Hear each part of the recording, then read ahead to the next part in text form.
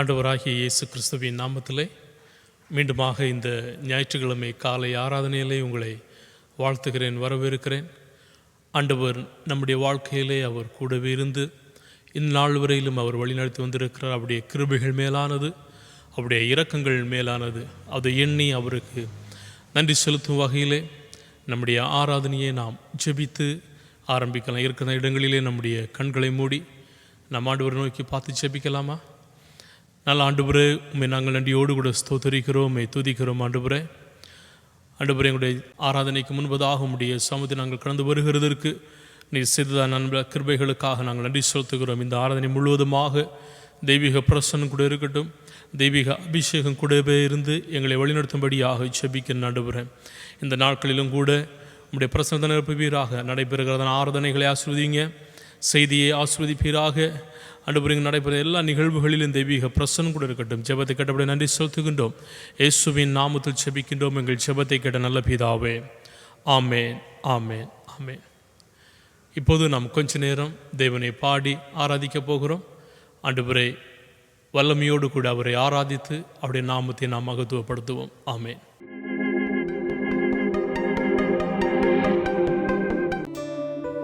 ஹல்லேலூயா. City harvest AG சபையின் இணையதளத்தின் ஆராதனை மற்றும் மெசேஜிற்காக உங்கள் ஒவ்வொருவரையும் வரவேற்கிறேன். சில பாடல்களை தேவனுடைய நாமத்தின் மகிமைக்காக பாடி தேவனை ஆராதிப்போம்.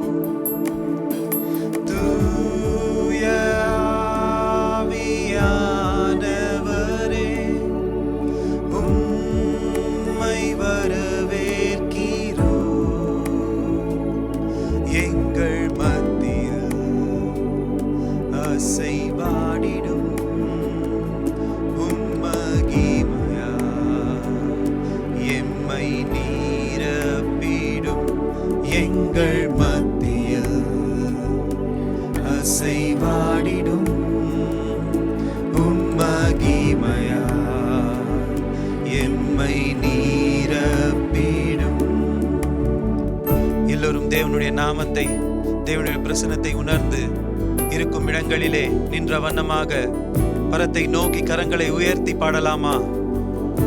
இதோ தூய ஆவியானவரே எங்கள் மத்தியில் வாரும் ராஜா என்று கூப்பிடலாமா? ஹல்லேலூயா. ஸ்தோத்திரம் ராஜா, உம் நாமத்தை துதிக்கிறோம் ராஜா, உம்மை வணங்குகிறோம் ராஜா.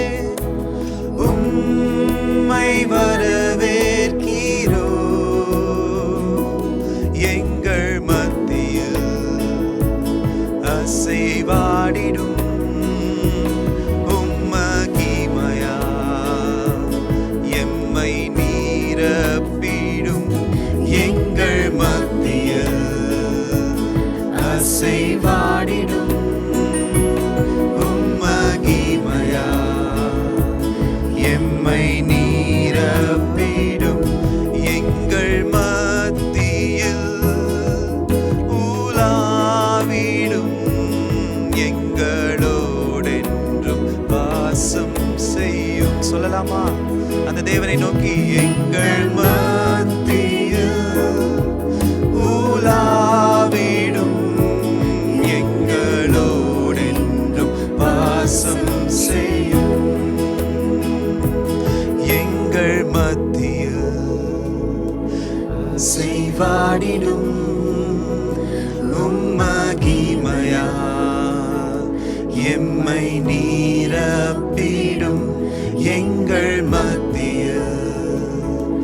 அசைவாடிடும் உம்மகிமையா எம்மை நீரப்பிடும். ஹல்லேலூயா. கரங்களை தட்டி தேவனுடைய நாமத்தை மகிமைப்படுத்துவோம். ஹல்லேலூயா. ஸ்தோத்திரம் ராஜா, ஸ்தோத்திரம். தேவனுடைய வார்த்தையின் மேலே நாம் சார்ந்திருந்தால் எப்பேற்பட்ட கவலையும் நமக்கு வராது.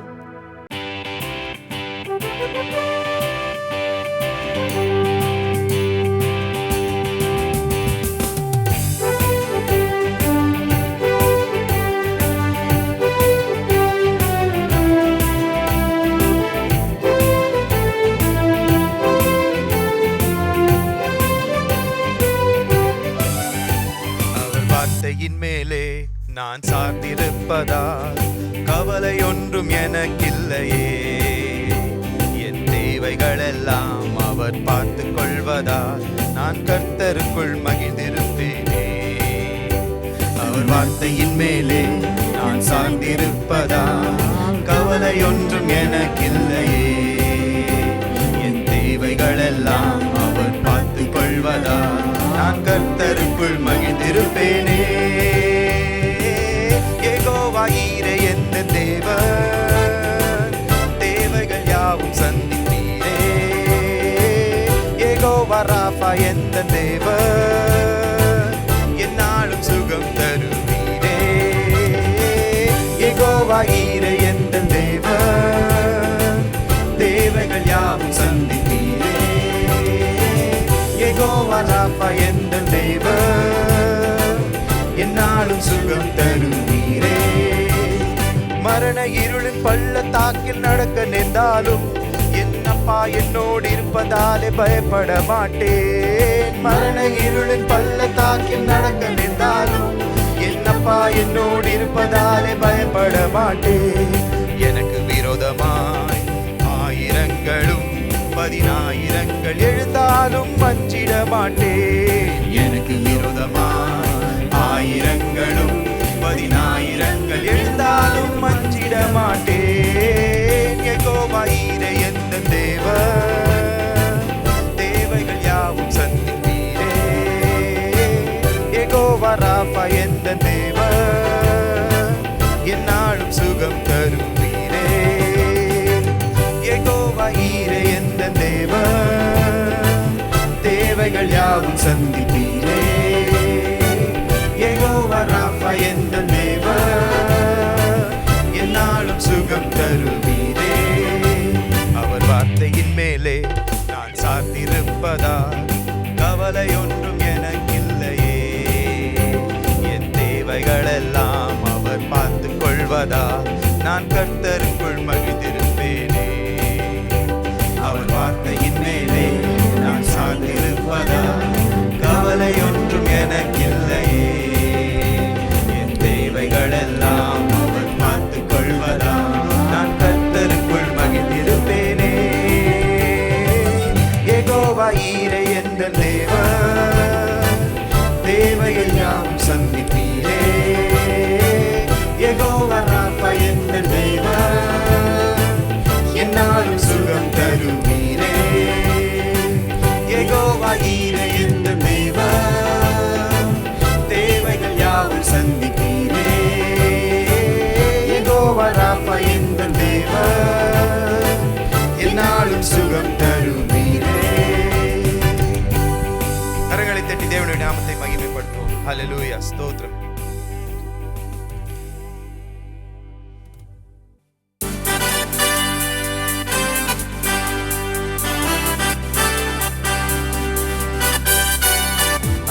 வாசலாலே பிரவேசிக்க வந்திருக்கிறோம்.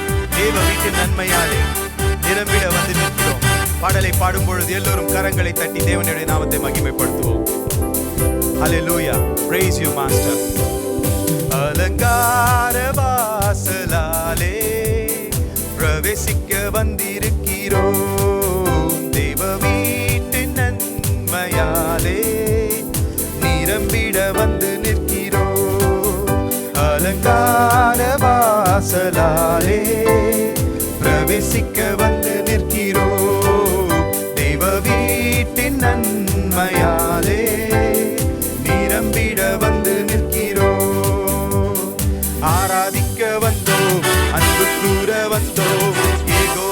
தேவனையே துதித்திட வந்தோம், தொழுதிட வந்தோம், தூயவரே சுவையே ஆராதிக்க வந்தோம், அன்பு கூற வந்தோம், யெகோவா தேவனையே துதித்திட வந்தோம், தொழுதிட வந்தோம், தூயவரே சுவையே ஆலயம் செல்லுவதே அது மகிழ்ச்சியை தந்திடுதே, ஆலயம் செல்லுவதே அது மகிழ்ச்சியை தந்திடுதே, என் சபையுடனே உம்மை தொழுதிடவே கிருபையும் கிடைத்திட்டதே, என் சபையுடனே உம்மை தொழுதிடவே கிருபையும் கிடைத்திட்டதே ஆராதிக்க வந்தோம், அன்பு கூற வந்தோம்,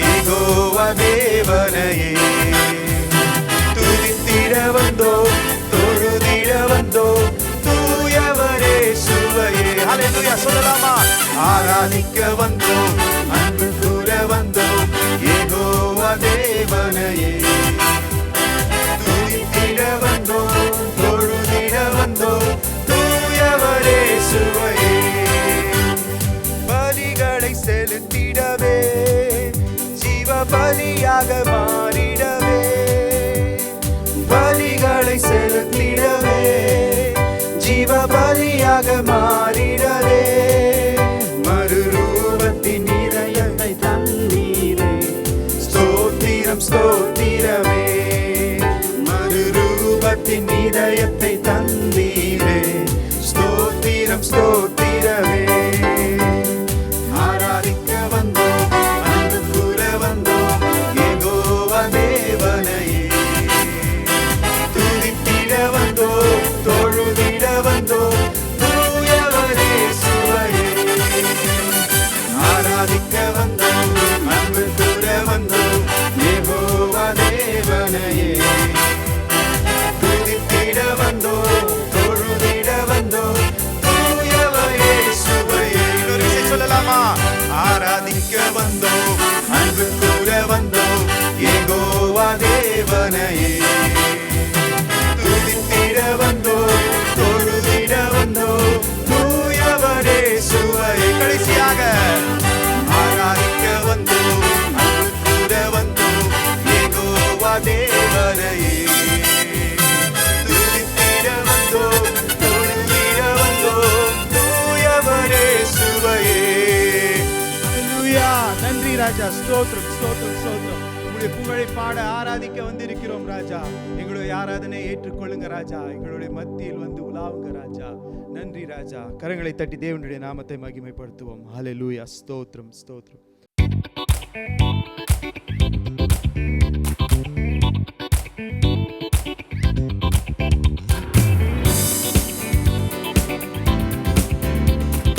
உம்மால் ஆகாத காரியம் ஒன்றுமில்லை. இந்த பாடலை பாடி தேவனுடைய நாமத்தை மகிமைப்படுத்துவோம். ஹல்லேலூயா ஸ்தோத்திரம் ராஜா. ஆகும் எல்லாம் ஆகும், உம்மாலேதான் எல்லாம் ஆகும். ஹல்லேலூயா ஆகும் எல்லாம் ஆகும், உம்மாலேதான் எல்லாம் ஆகும். உம்மாலாகாத காரியம் ஒன்றுமில்லை, உம்மாலாகாத காரியம் ஒன்றுமில்லை, உம்மாலாகாத காரியம் ஒன்றுமில்லை. எல்லாமே உம்மாலாகும். அல்லேலூயா எல்லாமே உம்மாலாகும். சொல்லலாமா? ஆகும் எல்லாம் ஆகும், உம்மாலேதான் எல்லாம் ஆகும். அல்லேலூயா ஆகும் எல்லாம் ஆகும், உம்மாலேதான் எல்லாம் ஆகும். சொல்லி முடியாத அற்புதம் செய்பவர் நீரே ஐயா நீரே, எண்ணி முடியாத அதிசயம் செய்பவர் நீரே ஐயா நீரே. மறுபடியும் சொல்லலாமா? சொல்லி முடியாத அற்புதம் செய்பவர் நீரே ஐயா நீரே, எண்ணி முடியாத அதிசயம் செய்பவர் நீரே ஐயா நீரே.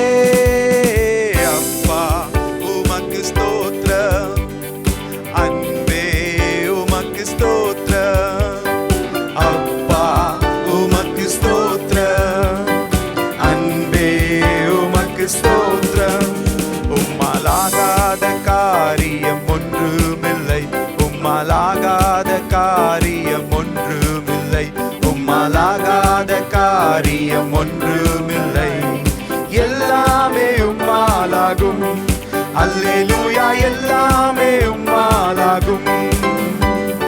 ஆகும் எல்லாமாகும், உம்மாலேதான் எல்லாமாகும்.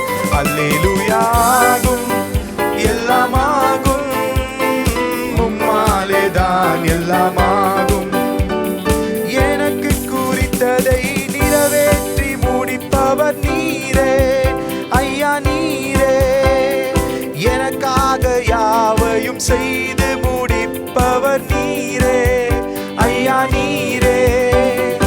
எனக்கு குறித்ததை நிறைவேற்றி முடிப்பவர் நீரே ஐயா நீரே. எனக்காக யாவையும் செய்து முடிப்பவர் நீரே ஐயா நீரே. அப்பா உமக்கு ஸ்தோத்திரம், அன்பே உமக்கு ஸ்தோத்திரம். அப்பா உமக்கு ஸ்தோத்திரம், அன்பே உமக்கு ஸ்தோத்திரம். உம்மாலாகாத காரியம் ஒன்றுமில்லை, உம்மாலாகாத காரியம் ஒன்றுமில்லை, உம்மாலாகாத காரியம் ஒன்றுமில்லை. எல்லாமே உம்மாலாகும். அல்லேலூயா. எல்லாமே உம்மாலாகும். ஆகும் எல்லாமாகும், உம்மாலேதான் எல்லாமாகும். அல்லேலூயா. ஆகும் எல்லாமாகும், உம்மாலேதான் எல்லாமாகும். அல்லேலூயா. கரங்களை தட்டி தேவனுடைய நாமத்தை மகிமைப்படுத்துவோம். ஸ்தோத்திரம். நன்றி ராஜா.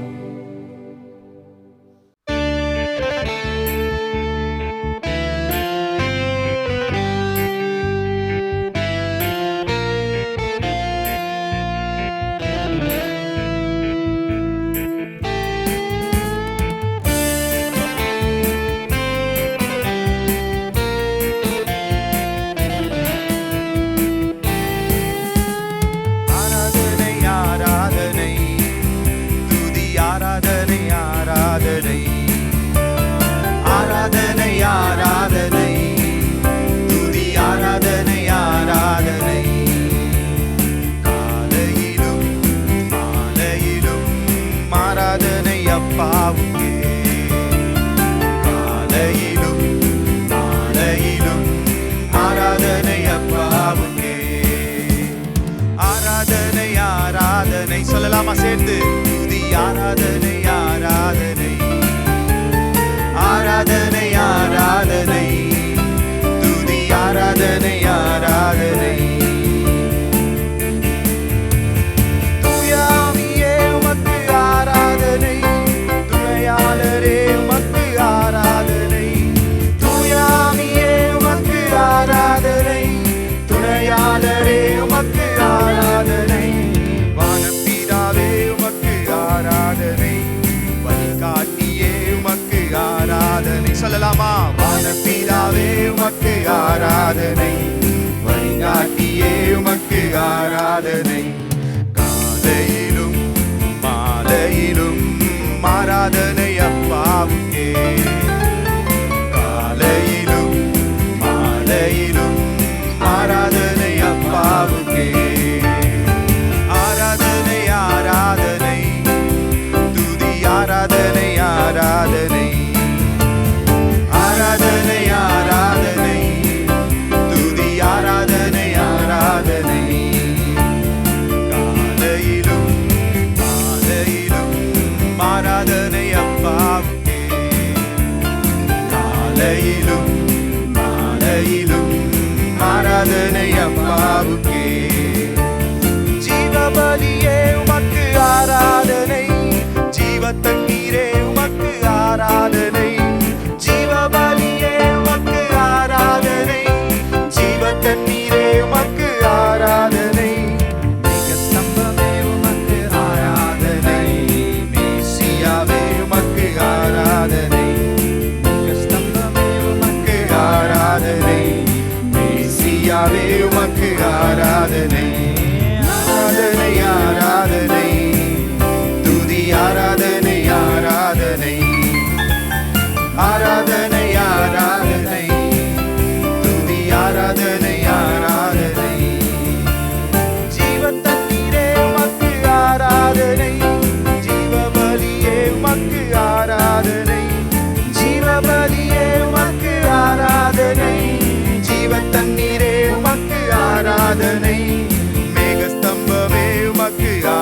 ஆராதனை, மேசியாவே உமக்கு ஆராதனை, மேகஸ்தம்பமே உமக்கு ஆராதனை, மேசியாவே உமக்கு ஆராதனை, ஆராதனை ஆராதனை.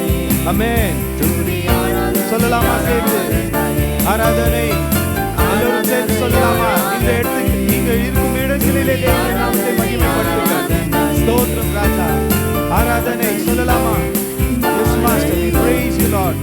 உம்மையே துதிக்கிறோம் ராஜா. நன்றி ராஜா. ஸ்தோத்திரம். மாலையிலும் மாலையிலும் ஆராதனை அப்பாவுக்கே. கரங்களை தட்டி தேவனுடைய நாமத்தை மகிமைப்படுத்துவோம். ஹல்லேலூயா. ஸ்தோத்திரம் ஸ்தோத்திரம் ராஜா.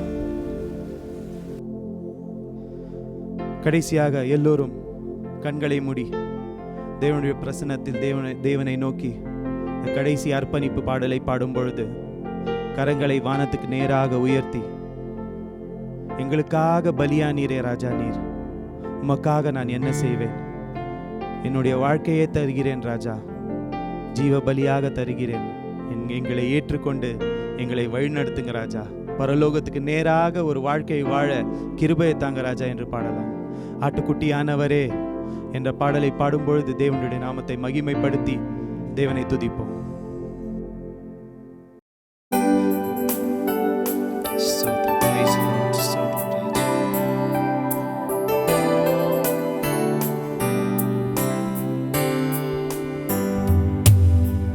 ஆட்டுக்குட்டியானவரே, ஆட்டுக்குட்டியானவரே, ஆட்டுக்குட்டியானவரே, எனக்காக பலியானி. ஆட்டுக்குட்டியானவரே, ஆட்டுக்குட்டியானவரே, ஆட்டுக்குட்டியானவரே, என் பாவங்கள் சுமந்தி உமக்கே எங்கள் ஆராதனை, உமக்கே எங்கள் ஆராதனை. பரிசுத்தமுள்ளவர் நீ, பாவமாய் மாற்றப்பட்டி. பரிசுத்தமுள்ளவர் நீ, பாவமாய் மாற்றப்பட்டி. நீதிமானாக என்னை மாற்றினீ, நீதிமானாக என்னை மாற்றினீ. கிருபையால் இலவசமாய் நீதிமானானேனே, கிருபையால் இலவசமாய் நீதிமானானேனே. சிலுவை மரணத்தில் என் பாவங்கள் நீங்கியதே, சிலுவை மரணத்தில் என் பாவங்கள் நீங்கியதே. ஆட்டுக்குட்டியானவரே, ஆட்டுக்குட்டியானவரே, ஆட்டுக்குட்டியானவரே, எனக்காக பலியானி. ஆட்டுக்குட்டியானவரே, ஆட்டுக்குட்டியானவரே, ஆட்டுக்குட்டியானவரே, என் பாவங்கள் சுமந்தி உமக்கே எங்கள் ஆராதனை. கரங்களை உயர்த்தி சொல்லலாமா? உமக்கே எங்கள் ஆராதனை.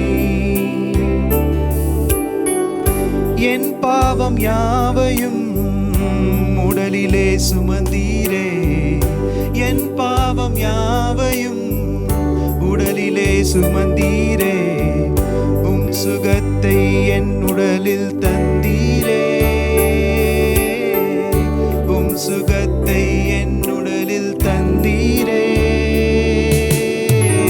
பாவத்தின் விளைவுகளை மரணத்தால் வென்றீரே, பாவத்தின் விளைவுகளை மரணத்தால் வென்றீரே. காயங்களால் நான் சுகமானேனே, காயங்களால் நான் சுகமானேனே. ஆட்டுக்குட்டியானவரே, ஆட்டுக்குட்டியானவரே, ஆட்டுக்குட்டியானவரே, எனக்காக பலியானி. ஆட்டுக்குட்டியானவரே, ஆட்டுக்குட்டியானவரே, ஆட்டுக்குட்டியானவரே, என் பாவங்கள் சுமந்தி உமக்கே எங்கள்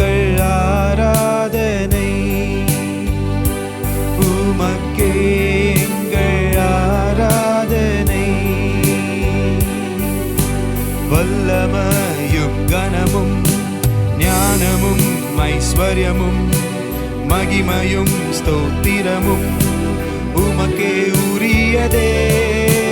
வல்லமையும் பலனும் ஞானமும் ஐஸ்வர்யமும் மகிமையும் ஸ்தோத்திரமும் உமக்கே உரியதே. இயேசுவே இயேசுவே ஆட்டுக்குட்டியானவரே,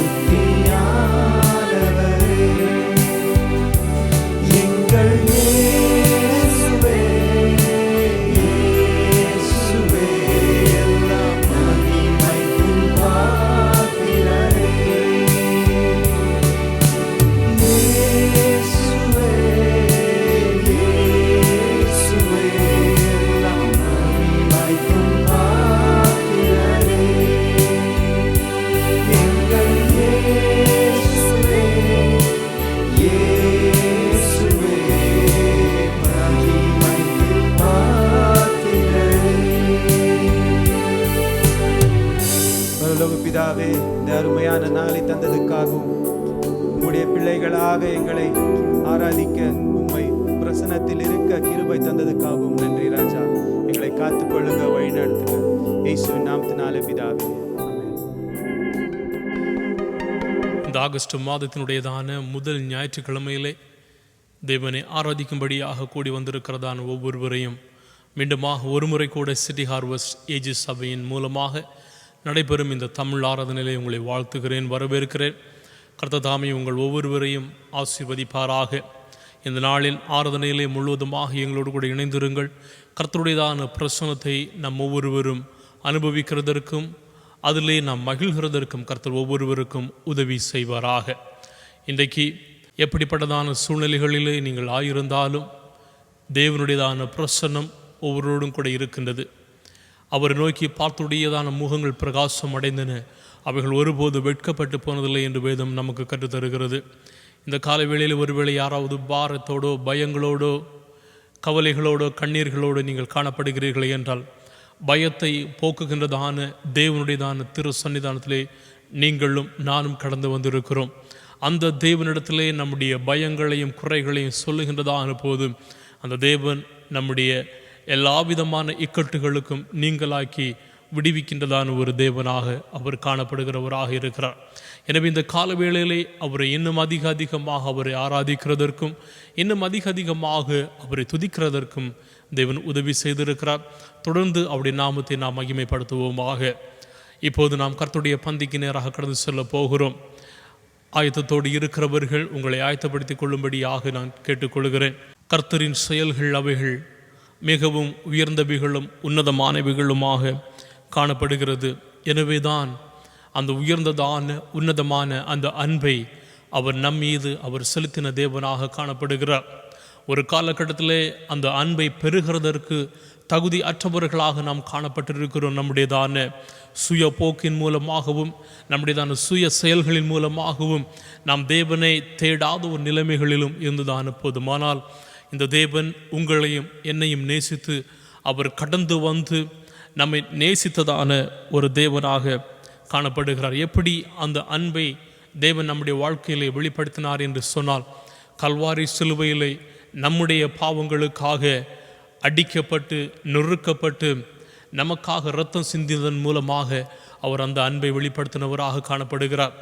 அவரை கேலி செய்தார்கள், கிண்டல் அடித்தார்கள், வாரினால் அடித்தார்கள், அவரை துப்பினார்கள், சிலுவையிலே அறைந்தார்கள். ஆனாலும் உங்களுடையதான என்னுடையதான பாவத்திற்காக எல்லாவற்றையும் இந்த தேவன் சகித்து கொண்ட தேவனாக காணப்படுகிறவராக இருக்கிறார். எனவேதான் ரோமர் 5வது அதிகாரம் 8வது வசனம் சொல்லுகிறது, நாம் பாவிகளாக இருக்கையிலே கிறிஸ்து நமக்காக மரித்ததினாலே தேவன் நம்மேல் வைத்ததான அன்பை விளங்க பண்ணினார் என்று வேதம் சொல்லுகின்றது. இன்றைக்கு நாம் ஒவ்வொருவரும் அவருடைய அன்பிற்குள்ளதாக கடந்து வந்திருக்கிறோமே என்று சொன்னால், ஒரு நாள் நாம் பாவிகளாக இருந்ததான போது அந்த அன்பின் நிமித்தமாக அவர் நம்மை தேடி வந்திருக்கிறவராக காணப்படுகிறார். எனவே இன்றைக்கு அந்த அன்பை நினைவு கூறும் வகையிலே கர்த்தருடைய பந்திக்கு நேராக நாம் கடந்து வந்திருக்கிறோம். எனவே நம்மை நாம் சோதித்து அறிய வேண்டியது மிகவும் அவசியமானதாக காணப்படுகிறது. வேதம் சொல்லுகின்றது, எந்த மனுஷனும் இந்த கர்த்தருடைய பந்திக்கு பங்கு கொள்கிறது முன்பதாக தன்னைத்தானே சோதித்து அறிய வேண்டும் என்று வேதம் சொல்லுகின்றது. இன்றைக்கு நீங்களும் நானும் சோதிக்கிறவர்களாக காணப்படுகிறோமா? என்னுடைய வாழ்க்கையிலே ஏதாவது குறைகள் இருக்கிறதா? என்னுடைய வாழ்க்கையிலே தேவனுக்கு விரும்பாத ஏதாவது செயல்களை நான் செய்திருக்கிறேனா என்கிறதான காரியங்கள் உங்களுடைய வாழ்க்கையில் காணப்படுகிறது என்று சொன்னால் ஆண்டவரிடத்தில் ஒரே ஒரு நிமிடம் சமர்ப்பிக்கலாம். ஆண்டவரே, இந்த விதமான செயல்களிலே நான் குறைவுள்ளவனாக இருக்கிறேன், இந்த விதமான காரியங்களிலே நான் பாவத்திலே மீண்டும் மீண்டுமாக ஈடுபடுகிறவனாக இருக்கிறேன், என்னை மன்னியும் ஆண்டவரே, உம்முடையதான அன்பிற்குள்ளதாக என்னையும் அணைத்து கொள்ளும் ஆண்டவரே என்று ஒரு முறை சொல்லுவோமா? யாரும் இந்த கர்த்தருடைய பந்தியிலே அபாத்திரமாக பங்கு கொள்ள வேண்டாம். ஏனென்றால் கர்த்தருடைய பந்தியிலே அபாத்திரமாக பங்கு கொள்கிறவன் அவன் சிட்சை அடைவான் என்று வேதம் சொல்லுகின்றது. எனவே நம்முடைய குறைகளை ஒரு நிமிடம் அறிக்கையிட்டு ஆண்டவரே என்னை மன்னிப்பீராக என்று சொல்லி ஜெபித்து இந்த பந்திக்கு நேராக நாம் கடந்து செல்ல போகிறோம். ஒரு நிமிடம் நம்முடைய கண்களை மூடி பரலோகத்தின் தேவனை பார்த்து, ஆண்டவரே என்னுடைய குறைகளை மன்னிங்க, என்னுடைய பாவத்தையும் மன்னிங்க ஆண்டவரே என்று சொல்லி படைக்கப்பட்டிருக்கிறதான இந்த அப்பத்திற்காகவும் இந்த ரசத்திற்காகவும் நான் நன்றி செலுத்த போகிறோம். இந்த அப்பமும் ரசமும் கர்த்தருடையதான சரீரத்தையும் அவருடையதான இரத்தத்தையும் நினைவு கூறும்படியாக நாம் எடுத்துக்கொள்ளுகிறதான அப்பமும் ரசமுமாக காணப்படுகிறது. எனவே இதிலே பங்கு கொள்ளும்போது கிறிஸ்துவினுடையதான அன்பை தியானித்தவர்களாக, அதை நினைவு கூறுகிறவர்களாக நாம் இதிலே பங்கு கொள்ளுவோம். ஜெபிக்கலாமா? நல்ல ஆண்டவரே, நாங்கள் நன்றியோடு ஸ்தோத்தரிக்கின்றோம், துதிக்கிறோம் ஆண்டவரே. ஆண்டவர் மீண்டுமாக ஒரு முறை கூட கர்த்தருடைய பந்திக்கு நேராக எங்களை கொண்டு வந்திருக்கிறே உமக்கு நன்றி செலுத்துகிறோம். இந்த நேரத்தில் ஆண்டவரே படைக்கப்பட்டிருக்கிறதான இந்த அப்பத்திற்காகவும் ரசத்திற்காகவும் நாங்கள் நன்றி செலுத்துகிறோம். இந்த அப்பத்தையும் ரசத்தையும் நீர் ஆசீர்வதித்தரும்படியாக ஜெபிக்கிறேன். உம்முடைய சரீரத்தையும் உம்முடைய இரத்தத்தையும் பிரதிபலிக்கின்றதான இந்த உபகரணத்தை இயேசுவின் நாமத்தினாலே நாங்கள் ஆசீர்வதித்து ஜெபிக்கிறோம் ஆண்டவரே.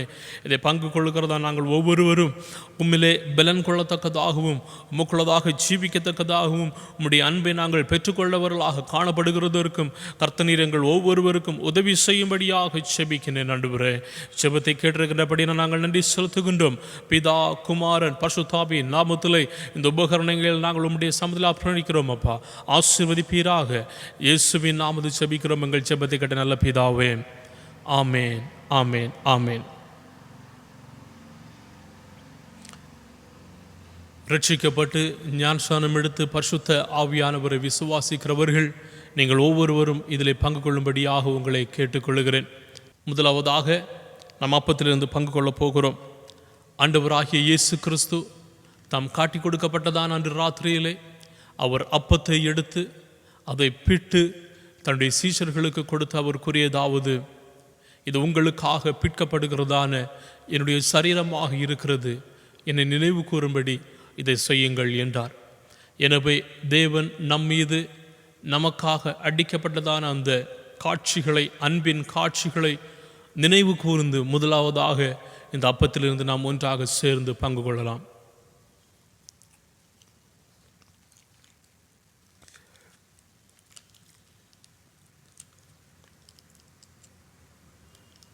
போஷனம் பண்ணின பின்பு அவர் அந்தபடியே பாத்திரத்தையும் எடுத்து, இந்த பாத்திரம் என் இரத்தத்தினால் ஆகிய புதிய உடன்படிக்கையாக இருக்கிறது, என்னை நினைவு கூறும்படி இதை செய்யுங்கள் என்றார். கல்வாரி சிநேகத்தை நினைவு கூர்ந்தவர்களாக, தியானித்தவர்களாக எல்லாரும் இந்த பாத்திரத்திலிருந்து நாம் பங்கு பெறுவோம்.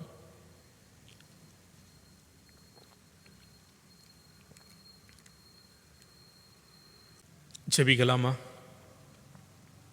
ஆண்டவரே, உம்முடைய பந்தியிலே பங்கு கொள்கிறதற்கு எங்களை தகுதிப்படுத்தினீரே, உமக்கு நாங்கள் நன்றி செலுத்துகிறோம். ஆண்டவரே, ஒன்றுக்கும் உதவாத எங்களை நீர் தெரிந்தெடுத்தீர், உம்முடைய சேவையில் நிலைத்திருக்க செய்திருக்கிறேன்.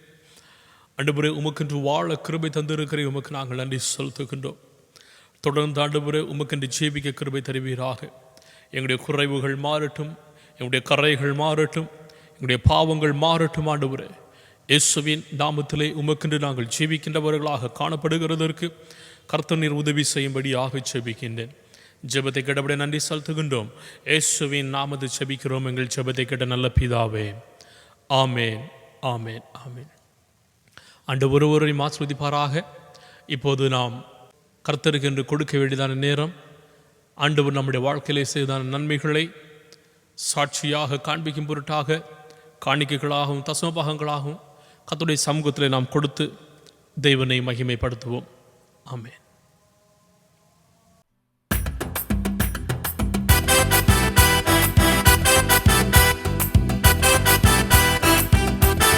கரங்களை தட்டி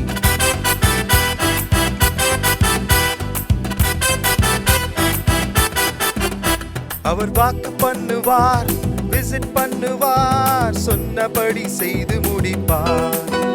அவர் வாக்கு பண்ணுவார், விசிட் பண்ணுவார், சொன்னபடி செய்து முடிப்பார். சொன்னதை செய்வார், செய்வதை சொல்வார், சொன்னாத ஒன்றையுமே செய்யவே மாட்டார். சொன்னதை செய்வார், செய்வதை சொல்வார், செய்யாத ஒன்றையுமே சொல்லவே மாட்டார். அவர் வாக்கு பண்ணுவார், விசிட் பண்ணுவார், சொன்னபடி செய்து முடிப்பார். அவர் வாக்கு பண்ணுவார், விசிட் பண்ணுவார், சொன்னபடி செய்து முடிப்பார். சொன்னதை செய்வார், செய்வதை சொல்வார், செய்யாத ஒன்றையுமே சொல்லவே மாட்டார். சொன்னதை செய்வார், செய்வதை சொல்வார், செய்யாத ஒன்றையுமே சொல்லவே மாட்டார். பொறுத்தும் பார்த்தாச்சு, வயசும் ஆகி போச்சு, கர்ப்பம் செத்து போச்சு, கண்ணீரும் பெருகி போச்சு. பொறுத்தும் பார்த்தாச்சு, வயசும் ஆகி போச்சு, கர்ப்பம் செத்து போச்சு, கண்ணீரும் பெருகி போச்சு. சொன்னவர் செய்யாமல் போவாரோ? சொன்னதை மறந்து போவாரோ? சொன்னவர் செய்யாமல் போவாரோ? சொன்னதை மறந்து போவாரோ? அவர் வாக்கு பண்ணுவார், விசிட் பண்ணுவார், சொன்னபடி செய்து முடிப்பார். சொல்லலாமா? அவர் வாக்கு பண்ணுவார், விசிட் பண்ணுவார், சொன்னபடி செய்து முடிப்பார். ஜெபிச்சும் பார்த்தாச்சு, நாட்களும் ஓடி போச்சு, நெருக்கம் கூடி போச்சு, கண்ணீரும் பெருகி போச்சு. ஜெபிச்சும் பார்த்தாச்சு, நாட்களும் ஓடி போச்சு, நெருக்கமும் கூடி போச்சு, கண்ணீரும் பெருகி போச்சு. ஜெபத்தை கேட்காமல் போவாரோ? பதிலை அனுப்பாமல் இருப்பாரோ? ஜெபத்தை கேட்காமல் போவாரோ? பதிலை அனுப்பாமல் இருப்பாரோ? சொன்னதை செய்வார், செய்வதை சொல்வார், செய்யாத ஒன்றையுமே சொல்லவே மாட்டார். சொன்னதை செய்வார், செய்வதை சொல்வார், செய்யாத ஒன்றையுமே சொல்லவே மாட்டார். சொல்லலாமா? சொன்னதை செய்வார், செய்வதை சொல்வார், செய்யாத ஒன்றையுமே சொல்லவே மாட்டார். சொன்னதை செய்வார், செய்வதை சொல்வார், சொல்லாத ஒன்றையுமே செய்யவே மாட்டார்.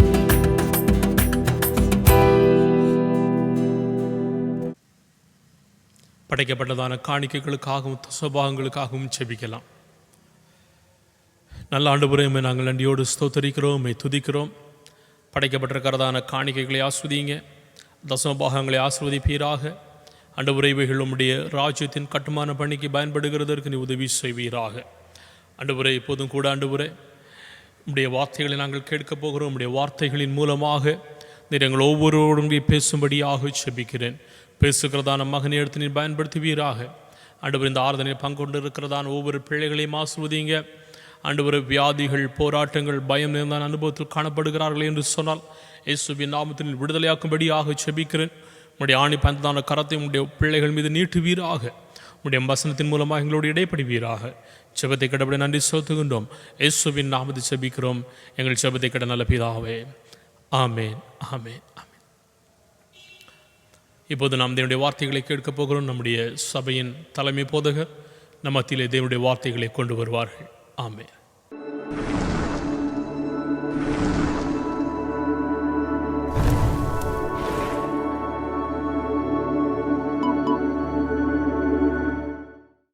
Praise the Lord, dear brothers and sisters.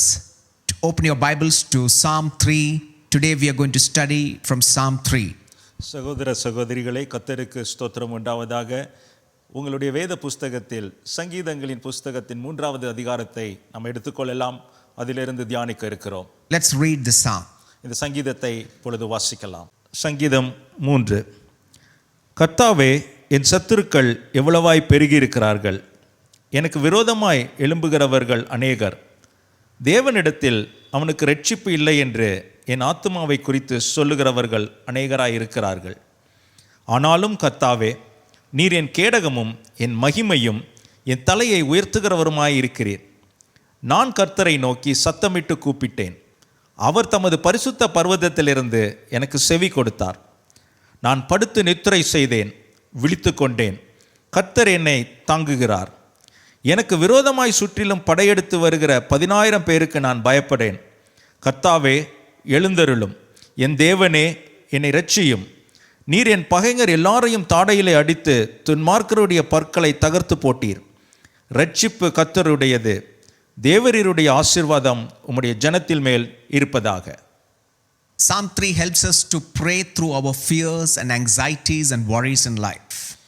இந்த சங்கீதம் 3 வழியாய் பார்க்கும் பொழுது நம்மளுடைய பயத்தின் வழியாகவும் நம்மளுடைய கவலையின் வழியாகவும் பாடுகள் வழியாகவும் எப்படி ஜெபிக்கிறது என்பதை அது கற்றுத் தருகிறதா இருக்கிறது. This psalm is David's response to a grievous worry in his life. தாவீதினுடைய மிக கவலையான ஒரு சூழ்நிலையினுடைய பிரதியுத்தரமாக இந்த சங்கீதத்தை நாம் பார்க்க முடியும். The very title of the psalm says to us that David wrote this psalm when he fled from his son Absalom. இந்த சங்கீதத்தினுடைய தலைப்பை பார்க்கும் பொழுது அவன் தன்னுடைய மகனாகிய அப்சலோமிடத்திலிருந்து தப்பி ஓடிய அந்த சம்பவத்தின் நேரத்தில் எழுதப்பட்ட ஒரு சம்பவமாய் இருக்கிறது. So the psalm is generated out of a life experience that David had. இது தாவீதினுடைய வாழ்க்கை அனுபவங்கள் மூலமாய் நமக்கு கொடுக்கப்பட்ட ஒரு சங்கீதம். Very clear that David is afraid here. இதை பார்க்கும் பொழுது தாவீது ஒரு பயந்த மனிதனாய் இருக்கிறது தெளிவாய் தெரிகிறது. There's a whole bunch of people who want to kill him. அங்கே ஒரு பெரிய கூட்டம் அவனை கொலை செய்ய வேண்டும் என்று சொல்லி So பின்தொடர்கிறது. David is afraid. அங்கே தாவீது பயந்தவனாய் காணப்படுகிறார். Do you know that fear is one of the primary human emotions we face? உங்களுக்கு ஒன்று தெரியுமா, இந்த பயம் ஒரு மனிதனுடைய அடிப்படை உணர்ச்சியாக அமைகிறது. It's one of the first emotions we face as human beings. மனிதனாய் இருக்கிற நம்மளுடைய உணர்வுகளில் முதலாவது உணர்வாய் இந்த பயத்தை நாம் பார்க்க முடியும். Remember a child being born in the mother's womb, and the child is in the comfort of the mother's womb, and the food is provided over there, everything is very comfortable.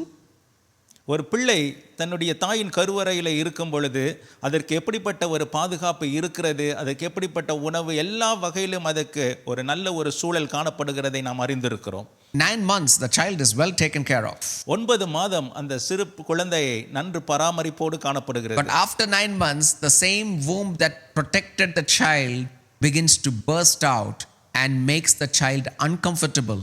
And there is a long process of uncertainty for the child when the child comes into this world. அந்த குழந்தை பிறக்கிற அந்த 9 மாதத்துக்கு பிற்பாடு பார்த்தீர்கள் என்றால் அதற்கு எந்த சூழல் பாதுகாப்பாக இருந்ததோ இப்பொழுது அந்த சூழல் உடைக்கப்பட்டு ஒரு நெருக்கத்துக்குள் அது காணப்படுகிறதை நாம் அறிய முடியும். So in that time, fear is the first response that comes to a child. அந்த சூழ்நிலைகள் அந்த குழந்தையினுடைய முதல் பிரதிபலிப்பு என்னவென்று பார்க்கும் பொழுது அந்த ஒரு பயம். The child does not know what is happening. அந்த குழந்தைக்கு என்ன நடக்கிறது என்று சொல்லி தெரியவில்லை. Am I safe? அது பாதுகாப்பாக இருக்கிறதா? Am I protected? எனக்கு ஏதாவது பாதுகாப்பு கிடைக்கிறதா? Am I in danger? எனக்கு ஆபத்து ஏதாவது இருக்கிறதா? And the baby cries. அதெல்லாம் தெரியாதபடி அந்த பிள்ளை அழுகிறது. So fear is one of the primary emotions we face in our lives. நம்முடைய வாழ்க்கையில் இந்த பயம் என்கிறது ஒரு அடிப்படையான ஒரு உணர்ச்சியாய் பார்க்க முடியும். And it's also said that fear is one of the last emotions one person faces before his death. ஒரு மனிதன் மரணத்துக்கு நேரிடுகிற அந்த வேளையிலும் கடைசியாக காணப்படுகிற இந்த உணர்ச்சி அது பயம் என்று சொல்லப்படுகிறது. And then throughout the lifespan of a human being, he or she experiences fear day to day that they deal with.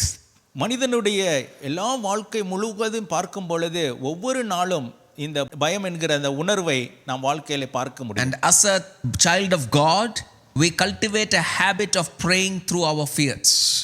தேவனுடைய பிள்ளையா இருக்கிற நாம் இந்த பயத்தின் சூழ்நிலைகள் மத்தியிலே ஜெபிக்க பழகிக்கொள்ள வேண்டும். We are not to deny fear, because denial of fear will eventually destroy us.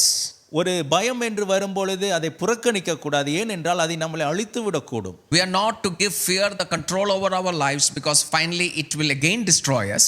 நமக்கு அந்த பயத்தை நம்முடைய வாழ்க்கையை ஆளுகை செய்வதற்கு இடம் கொடுத்து விட்டால் அது நம்மளை முற்றிலும் அழித்து விடும். But in the Bible we have God-given ways to deal with our fear, and Psalms is one of the best ways where you can put your fear and your words into this prayer and pray out in your fears, and that's what David did. பயத்தின் சூழ்நிலைகளில் எவனமாய் ஜெபிக்க வேண்டும் என்பதை இந்த சங்கீதத்தின் 3 மூலமாய் நாங்கள் நன்கு அறிந்து கொள்வதற்கு தேவன் இந்த காரியத்தை நமக்கு கற்றுக் கொடுக்கிறார். Psalm 3 is a psalm of David when he fled from Absalom. சங்கீதம் 3 தாவீது அப்சலோமிடத்திலிருந்து தப்பி ஓடிய பொழுது எழுதின பாடல். We have the background of this psalm in 2 Samuel chapter 15 and following. இதனுடைய பின்னணியை நீங்கள் அறிய வேண்டும் என்று சொன்னால் 2 சாமுவேல் 15வது அதிகாரம் தொடங்கி வாசிப்பீர்கள் என்று சொன்னால் அதை நீங்கள் அறிந்து கொள்ள முடியும். This was during the end of David's career as king. அவன் ராஜாவாய் இருந்த நாட்களிலே தாவீதினுடைய ராஜ்யபாரம் முடிவுற்று வருகிற சூழ்நிலையிலே இது காணப்படுகிற சம்பவம். His own son Absalom has staged a resistance army against David and is staging a successful coup against his father.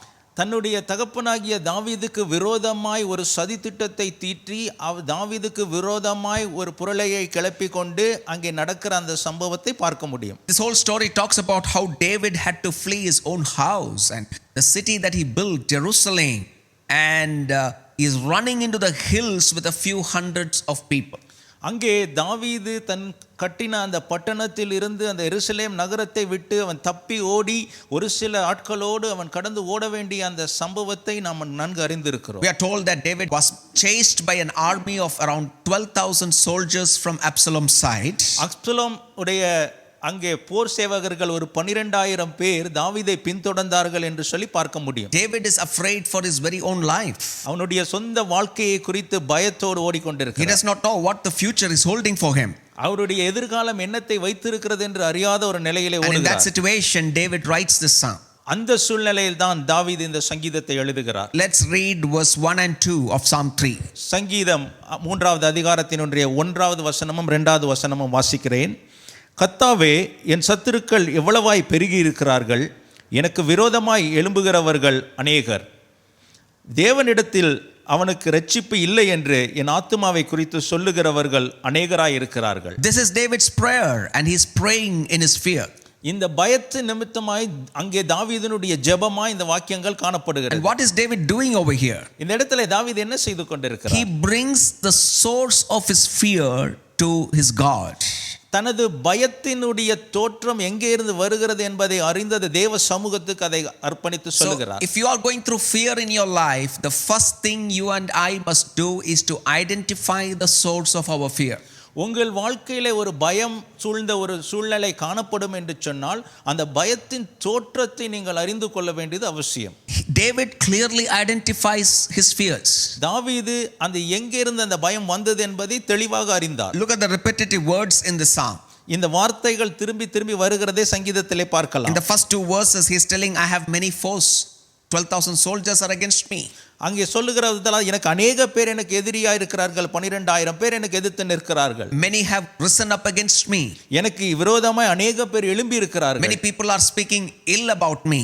என்னை குறித்து அநேக பேர் வேறு விதமாய் பேசுகிறார்கள். Oh, he has identified where his fear is coming from. His fear is coming from this coup his son Absalom is doing, and because of which many people are talking against him and he is afraid about his life.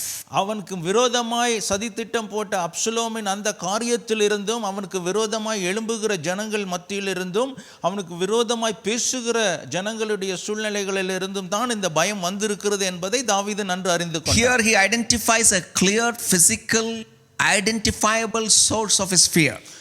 காணக்கூடியதும் சரீர பிரகாரமாக உணரக்கூடியதுமான அந்த அச்சத்தை அவர் உணர்ந்தார். See, one of the most significant developments in psychology in the 20th and 21st century is that man started defining what is fear in his life. மனிதனுடைய மனத்தத்துவ சாஸ்திரத்தின் வழியாய் பார்க்கும் பொழுது இந்த பயம் என்கிற வார்த்தைக்கு அவங்க விளக்கம் கொடுக்கும்படியாய் அந்த ஆராய்ச்சி இருந்தது. There are different kinds of fear that man faces and different sources through which it comes to man. வித்தியாசமான பயங்களும் அந்த பயத்தினுடைய வித்தியாசமான தோற்றங்களும் மனிதனுக்கு ஏற்படுவதை பார்க்கலாம். And the most common kind of fear is brought forth in a theory by a man called Rollo May. ரோலோமே என்கிற ஒரு மனிதர் மூலமாய் அவருடைய ஆராய்ச்சியிலே இந்த பயத்துக்கான ஒரு காரியத்தை அவர் விளக்கமாய் எடுத்துரைத்தார். And he brought in the concept of anxiety that man faces.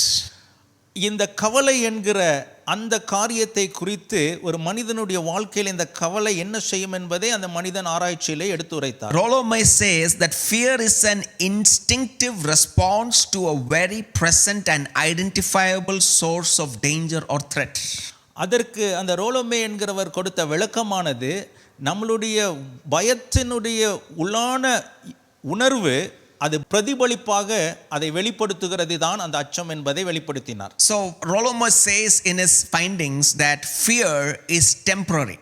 அவர் தன்னுடைய ஆராய்ச்சியிலே பார்க்கிற பொழுது அந்த பயம் என்பது தற்காலிகமான காரியமாய் தான் It காணப்பட்டது. is like the flood intensity of energy or the lightning that comes all of a sudden from the sky. வானத்திலிருந்து மின்னல் எப்படி புறப்படுகிறதோ அப்படித்தான் பயமும் நமக்கு ஏற்படுகிறது. And we do not know the source of it, where it's coming from. அது எங்கிருந்து தோற்றம் கொண்டது என்பதை நம்மால் அறிய முடியாது. And man faces many kinds of fears like that in his life. மனிதன் தன்னுடைய வாழ்க்கையிலே அது போல வித்தியாசமான பயம் சார்ந்த காரியங்களை பார்க்க முடியும். So fear is like a lightning storm, he says. அவர் சொல்லுகிற அந்த விளக்கமானது அப்படிப்பட்டதான ஒரு மின்னல் புயலை போல தான் அது இருக்கும். It comes and it is gone. அது வரும், அது சென்று விடும். But anxiety is like the rainy, gloomy weather that we face in the monsoon season. மழை காலத்திலே மங்கி இருக்கிறதான ஒரு சூழ்நிலைகளை போல இருக்கிற காரியம் தான் இந்த கவலை என்பது அர்த்தமாயிருக்கு. It becomes like that for a couple of weeks and it becomes cloudy and you cannot see the sunshine for a couple of days. ஒரு சில வாரங்களாய் ஒரு சில நாட்களாய் அது மங்கி அது நமக்கு சூரிய பிரகாசத்தை பார்க்க கூடாத அளவுக்கான ஒரு சூழ்நிலையில இருக்கிறதை போல தான் இருக்கும் என்று சொல்லுகிறார். So fear and anxiety stays for a prolonged time and it affects our well-being. இந்த கவலை என்பது நம்முடைய வாழ்க்கையில் அநேக நாள் நீடித்திருந்து நம்மளுடைய சுகத்தை அது திருடுகிறதா இருக்கும். So now David is afraid of his life. இப்பொழுது தாவீது தன் வாழ்க்கையை குறித்தான ஒரு அச்சத்தை He பார்க்கிறார். has a clear threat, 12,000 soldiers against him. அவருக்கு விரோதமாய் 12,000 யுத்த வீரர்கள் எழும்பி இருக்கிறார்கள் என்பதை குறித்தான ஒரு பயம். But he's also anxious about certain things. அது மாத்திரமல்ல சில காரியங்களை குறித்து அவர் அச்சம் உள்ளவராகவும் The காணப்படுகிறார். propaganda of Absalom and his army they're spreading about David is causing anxiety to him. தாவீதினுடைய பேரை குறித்து அவர்கள் தூற்றுகிறதான காரியம் தாவீதை மிகவும் விஷனப்படுத்தினது. What are his enemies saying? அவர் என்ன சொல்ல விரும்புகிறார்? They are telling that they believe in God, God is on their side and God is not with David anymore. அவர்கள் சொன்ன காரியம் தாவீதோடு தேவன் இப்பொழுது இல்லை, இதுக்கு முன்பதா இருந்தார், இப்பொழுது அவரோட இல்லை என்று சொல்லி கொண்டிருந்தார்கள். This is a very different kind of attack. இது வித்தியாசமான ஒரு எதிர்ப்பு. David is immediately afraid about his life. தாவீது ஏற்கனவே தன்னுடைய வாழ்க்கையை குறித்தான அச்சத்தோடு இருக்கிறார். But he's anxious about the propaganda they are spreading against David. அவருக்கு விரோதமாய் முறுமுறுப்புகளையும் பேச்சுகளையும் பார்க்கிறார். He's telling that the God who selected David as king has abandoned David and now he's not with David anymore. அவர்கள் சொன்ன காரியமானது தாவீதை தேவன் தான் ராஜாவாக தேர்வு செய்தார், ஆனால் இப்பொழுது அவர் தேவன் அவனோடு இல்லை, அவர் ராஜாவாகவும் இல்லை என்று சொல்லி அவர்கள் தூற்றித்திருந்தார்கள். Remember, David was a shepherd boy and his life is from rags to riches story. அவன் கந்தையிலிருந்து ஒரு பெரிய ஒரு ஆசீர்வாதத்துக்கு நேராய் வழிநடத்தப்பட்ட ஒரு வாழ்க்கையான ஒரு ஆடு மேய்த்துட்டு இருந்த ஒரு வாலிபனாய் தான் தாவீது The இருந்தார். greatest prophet of Israel, Samuel, goes to Jesse's house and inquires of his sons to become and anoint the next king of Israel. And Jesse parades his elder sons and Samuel says, this is not the person that God is looking for. இஸ்ரவேலிலே ராஜாவாக்கும்படி Samuel ஈசாயினுடைய வீட்டுக்கு கடந்து போய் அங்கே தன்னுடைய புத்திரர்களை காணும்படியாய் அவர் அழைக்கும் பொழுது ஈசாய் தன்னுடைய மூத்த குமாரர்களை முன்வைத்தார். ஆனால் சாமுவேலோ இவர்கள் அபிஷேகம் பண்ணுவதற்கு ஆண்டவர் சொல்லவில்லை என்று சொல்லி தெளிவாக சொன்னார். So Jesse finds his son, youngest son David, in the wilderness taking care of the sheep, and he's brought as a shepherd boy and anointed as the king of Israel. வேற யாராவது இருக்கிறார்களா என்று கேட்ட பொழுது ஈசா என்னுடைய மகன் ஒருவன் ஆடு மேய்த்து கொண்டிருக்கிறான், அவனை அழைத்து வர சொல்லுகிறேன் என்று சொல்லி அவனை அழைத்து வர செய்து அந்த தாவீதை சாமுவேல் பிற்பாடு அபிஷேகம் செய்து ராஜாவாக்கினார். And later we know that David was lifted up as the king of Israel. பிற்பாடு நமக்கு அறிந்திருக்கிற வண்ணமாய் இஸ்ரவேலுக்கு ராஜாவாக தாவீது விளங்கினார். But then David starts to take the things of God that God has blessed him with and uses it for his own advantage and his wickedness. தன்னுடைய சுயநலத்துக்காக தேவன் கொடுத்திருந்த எல்லா மதிப்பையும் ஆசீர்வாதத்தையும் தன்னுடைய காரியத்துக்காய் பயன்படுத்தின பொழுது அங்கே சில காரியங்கள் தாவீதினுடைய வாழ்க்கையில நேர்ந்தது. The resources that God gave him to serve people, now he is using for his own self advantage. தாவீதுக்கு தேவன் கொடுத்திருந்த சகல காரியங்களையும் ஜனங்களுக்காய் பிரயோஜனப்படுத்தாதபடி தன்னுடைய சுயநலத்துக்காக பயன்படுத்த He ஆரம்பிக்கிறார். sees a woman and he forces upon her, ஒரு ஸ்திரீயை பார்த்து அவரிடத்தை வலியுறுத்துகிறார். and she becomes pregnant and he conspires to kill her husband. அந்த காரியத்திற்காக அந்த ஸ்திரீனுடைய கணவரையும் கொல்லும்படியாகவும் முயற்சி செய்கிறார். He does it successfully so that there is no proof and there is no way to call him for accountability. அதை ரொம்ப திறமையாக செய்து முடித்து சாட்சி இல்லாதபடி செய்ய வேண்டும் என்று சொல்லி அவர் திட்டமிட்டு But செய்கிறார். from that point, David's whole world and this rising story falls apart. அந்த சூழ்நிலையை தொடங்கி தாவீதுடைய முழு உலக வாழ்க்கை சிதறி போய் அவனுடைய உயர்வு இப்பொழுது தாழ்வ தொடங்கிறது. His kingdom fails. அவனுடைய ராஜ்யம் அங்கே தோல்வியுற்றது. Now his own son has raped Absalom's sister. அவனுடைய சொந்த குமாரன் சொந்த சகோதரியை பலவந்தப்படுத்தினார். And Absalom came and resisted against David and told David, what is happening is wrong, ask him to be punished. இப்பொழுது அங்கே அப்சலோம் உனக்கு என்ன நேர்ந்தது என்று சொல்லி அவனை தண்டிக்க வேண்டும் என்று சொல்லியும் திட்டமிடுகிறான். David has his own guilt talking on him and he is not punished for adultery. அங்கே தாவீதுக்கு பேசுவதற்கு எந்த ஒரு வாய்ப்பும் இல்லாதிருந்தது. ஏனென்றால் அவனும் தண்டனைக்குரியவனாய் தான் இருந்தான். So Absalom goes and commits the murder on his sister's rapist. அங்கே அந்த அப்சலோமினுடைய சகோதரியை பலவந்தம் படுத்தின மனிதனை Absalom கொல்லுகிறான். And now he is forming a huge army to fight against David and telling a propaganda that David's time is over and God's grace is not with him. இப்பொழுது தேவ கிருபை தாவீதினிடத்தில் இல்லை என்று சொல்லி இனி ராஜ்யபாரம் அவருக்கு தேவையில்லை என்று சொல்லுகிறதான காரியத்தை குறித்து அங்கே புரளையை கிளப்பிக் கொண்டு அப்சலோம் செய்கிறார். What is threatened over here is both David's life and his identity. இங்கே என்ன அச்சுறுத்தலாய் காணப்படுகிறது என்று சொன்னால் தாவீதினுடைய அவனுடைய வாழ்க்கையும் தாவீதினுடைய அவனுடைய பேரும் புகழும் எல்லாமே அங்கே அச்சுறுத்து People are காணப்படுகிறது. telling that he is not a successful king. இப்பொழுது ஜனங்கள் சொல்லுகிறார்கள், ஓ இவன் நல்ல ஒரு ராஜாவாக இல்லை, He is not a successful father. நல்ல ஒரு தகப்பனும் அல்ல. God has done with David. தேவன் தாவீதினுடைய வாழ்க்கையை முடிவுக்கு And கொண்டு he is வந்தார் என்றார். identifying the source of his fears. அந்த பயத்தினுடைய தோற்றத்தை அறிய வேண்டும். And then what does David do? பிற்பாடு தாவீது என்ன செய்தார்? David runs away from his palace. அவனுடைய அரண்மனையிலிருந்து தப்பி ஓடுகிறார். He energizes his attention to his daily fear. அந்த பயத்தினுடைய தோற்றத்துக்கு நேராக தன் கவனத்தை செலுத்துகிறார். Fear is sometimes good, பயம் சில நேரங்கள் நல்லதுதான். so that we can take adequate measures to flee from danger. நமக்கு வர இருக்கிற ஆபத்தை குறித்து அதை அறிந்து கொள்வதற்கு அது வாய்ப்பாக இருக்கும். When there is a fire, we run away from that fire. நெருப்பு இருக்கும் பொழுது அங்கேருந்து ஓடி போய் விடுவோம். Because that is a sense of taking us out of danger. அது நம்ம ஆபத்திலிருந்து வெளியே கொண்டு வருவதான ஒரு உணர்வு. Now as people are coming to assassinate him, David flees out of fear and that was good. அங்கே தாவீதுக்கு கொலை செய்ய வேண்டும் என்று சொல்லி எதிர்த்து வர காரியத்தை அறிந்ததுனா நல்ல காரியம்தான். Proverbs chapter 22 verse 3 says, the prudent sees danger and take refuge. நீதிமொழிகள் 22வது அதிகாரம் 3வது வசனம் சொல்லுது, விவேகி ஆபத்தை கண்டு மறைந்து கொள்கிறான், பேதைகள் நெடுக போய் தண்டிக்கப்படுகிறார்கள். This is what David did with his fear. இந்த பயத்தின் ஊடாய் தாவீது இதைத்தான் செய்தார். He took responsibility and he ran away from the things that came to threaten his life. அவனுடைய வாழ்க்கைக்கு அச்சுறுத்துகிற காரியத்திலிருந்து அவர் தப்பி ஓடினார். So he was not afraid about what would happen tomorrow. He was afraid about what would happen to his life now. நாளைக்கு என்ன நடக்க போதை குறித்து அவர் பயம் இல்லை, இப்பொழுது என்ன நடக்க போகிறது என்பதை குறித்து அச்சமுள்ளவராய் தப்பினார். Commit tomorrow's fear and tomorrow's worry into the hands of God. நாளைக்கு நடக்க போற காரியங்களையும் கவலைகளையும் தேவனுடைய கரத்திலே ஒப்பு But கொடுக்கலாம். take action for today's fear and today's worry.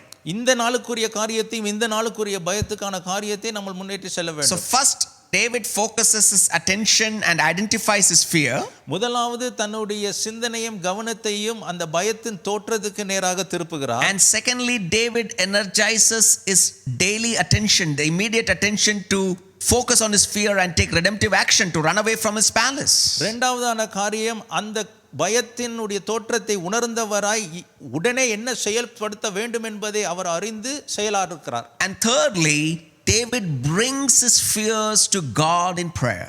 மூன்றாவது காரியம் தன்னுடைய பயத்தை தேவ சமூகத்துக்கு கொண்டு வந்து வைக்கிறார். Come to chapter 3 verse 3 and 4. மூன்றாவது அதிகாரம் 3வது வசனம் 4வது வசனமும்.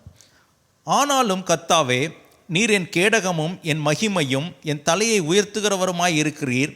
நான் கர்த்தரை நோக்கி சத்தமிட்டு கூப்பிட்டேன், அவர் தமது பரிசுத்த பர்வதத்திலிருந்து எனக்கு செவி கொடுத்தார். David is using three metaphors to describe his God. தேவனை அவர் விளக்கும் வண்ணமாய் மூன்று பதங்களை அங்கே He's பயன்படுத்துகிறார். telling God is his shield, our N கேடகம், God is my glory, தேவன் என் மகிமை, and God will answer me from his holy mountain. அவர் அந்த பரிசுத்த ஸ்தலத்திலிருந்து எனக்கு மறு உத்தரவு கொடுப்பார். First of all, David says that the Lord is a shield around me. முதலாவது தாவீது சொல்லுகிறார், தேவன் என்னை சுற்றி கேடகமாய் இருக்கிறார். Now, none of us take a shield just like that. யாருமே கேடகத்தை விருதாவாய் பிடிக்க மாட்டோம். But when we take a shield, that means that we are sensing danger and we need protection for ourselves. அந்த கேடகத்தை பிடிக்க வேண்டிய அவசியம் எப்ப வரும் என்று சொன்னால், நமக்கு ஒரு பயம் நேருகிறது என்பதை உணரும் பொழுது நமக்கு பாதுகாப்பு அவசியம் என்பதை கருதி நம்ம கையில கேடகத்தை And எடுப்போம். shield was used in olden day battles. It is a long shield. பழைய காலத்தில் யுத்தத்துக்கு பயன்படுத்தப்பட்டதுதான் அந்த கேடயம். And David says that God is, you are my shield. I am in trouble. I am running away from trouble. I know that people are coming to chase me, but God, you are my shield. நான் பிரச்சனைகளுக்குள்ளே இருக்கிறேன், எனக்கு நன்றாக தெரிகிறது, எனக்கு ஜனங்கள் எதிர்த்து என் பின்தொடர்ந்து வருகிறார்கள், இப்பொழுது தேவனே நீரே என் கேடயம் என்கிறார். In other words, David is telling that Lord, following you will not keep me from trouble, but when trouble comes, you are my shield. அது மற்றொரு விதமாய் அதை நம்ம பார்க்க வேண்டும் என்று சொன்னால், தாவீது ஆண்டவரை பின்தொடர்ந்து போகிறதுனாலே எனக்கு பிரச்சனை வரவில்லை என்று சொல்லவில்லை, ஆனால் பிரச்சனை வரும்பொழுது என் தேவன் எனக்கு கேடகமாய் இருக்கிறார் என்பதை தான் வெளிப்படுத்துகிறார். See, many believers come to Christ and they say that my God is so powerful, so I will not have any trouble, I will not have any sickness, I will not go through any dark valleys. அநேக விசுவாசிகள் தேவனிடத்தில் வரும்பொழுது அவர் சொல்றார், கர்த்தர் என் பட்சத்தில் இருக்கிறார், எனக்கு எந்த வியாதியும் வராது, எந்த பிரச்சனையும் வராது, எந்த பாடுகளும் வராது என்பதை கருத்தில் கொண்டுகிறவர்கள். But when they go through troubles like David, they hang up their faith and they walk away from faith. அப்படி பிரச்சனை வரும் பொழுது அவர்கள் தன்னுடைய விசுவாச வாழ்க்கையை விட்டு பின்வாங்கி போகிறவர்களாய் That's காணப்படுவார்கள். not the God of the Bible. அது நம்மளுடைய வேத புஸ்தகத்தின் தேவன் அல்ல. The God of the Bible says man will face troubles in this world, but when you go through that valley, when you go through that trouble, I am a shield around you, says God. மனிதர்களுக்கு இந்த உலகத்தில் பாடுகள் அநேகம் உண்டு, ஆனால் அப்படி பாடுகள் வழியாய் நீங்கள் கடந்து போகும்பொழுது நானே கேடகமாய் உங்களுக்கு இருப்பேன் என்கிறார். When life is broken, அங்கே வாழ்க்கை சுதக்கப்பட்டது, when life is difficult, வாழ்க்கையினுடைய சூழ்நிலைகள் கடினமாய் when we go இருக்கும்போது, through the attack of the enemy, சத்துருனுடைய எதிர்ப்புகள் மத்தியில் my இருக்கும்போது, God is right over there. நம் தேவன் நம்ம அருகில் இருக்கிறார். Today, if you are going through trouble, I want to tell you that my God is your shield and He is right around you. இந்த நாளிலும் நீங்கள் பாடுகளுக்குள் கடந்து போய் கொண்டிருப்பீர்கள் என்றால் நான் உங்களுக்கு சொல்லுகிறேன், தேவன் உங்கள் அருகிலே கேடகமாய் உங்களை சுற்றி இருக்கிறார். David sees his days of tragedy as the days that God is closest to his life. தேவன் அங்கே அவனுடைய வாழ்க்கையில எப்படிப்பட்ட சூழ்நிலைகள் மத்தியிலே தேவன் தாவீதோடு கூட இருக்கிறார் என்பதை அங்கே காட்டுகிறார். You are my shield. நீரே என் கேடகம். And secondly, he says, Lord, you are my glory. நீரே என் மகிமை என்கிறார். The word meaning of glory in Hebrew, the scholars say it is kavod. அந்த மகிமை என்பதற்கான எபிரேய பதம் காவோத் என்கிற வார்த்தை. Kavod means heaviness or heavy significance or honored status. அந்த காவோத் என்று சொன்னால் அது முக்கியத்துவம் வாய்ந்தது, அது பலம் மிக்கதான காரியம். And the imagery of God being the glory is a very significant imagery that David is bringing now. இங்கே தேவன் மகிமை உள்ளவராய் இருக்கிறார் என்பதை வலியுறுத்தும் வண்ணமாய் தேவன் இந்த காரியத்தை பதமாய் பயன்படுத்தி எடுத்துரைக்கிறார். Because many times in this world, for us, we can have our own things in this world as our own glory and honor. இந்த உலகத்திலே அநேக காரியங்களை நம்மளுடைய வாழ்க்கையிலே மகிமையாய் அது நமக்கு கனத்தை கொடுக்கிறதாய் கருதி கொண்டு இருக்கிறோம். No, human beings can have glory also. மனிதர்களுக்கும் கனம் உண்டு. And David took the glory to himself. He took the honor to himself and his achievements in his life. தாவீது தன்னுடைய வாழ்க்கையில அவன் சாதித்த காரியங்களையும் அவனுக்குள்ள எல்லாவற்றையும் தன்னுடைய மகிமைக்கென்று எண்ணினார். You know, in 1 Chronicles chapter 29 and his verse 28 talks about David died at a good old age, having enjoyed long life, wealth and honor or kavod.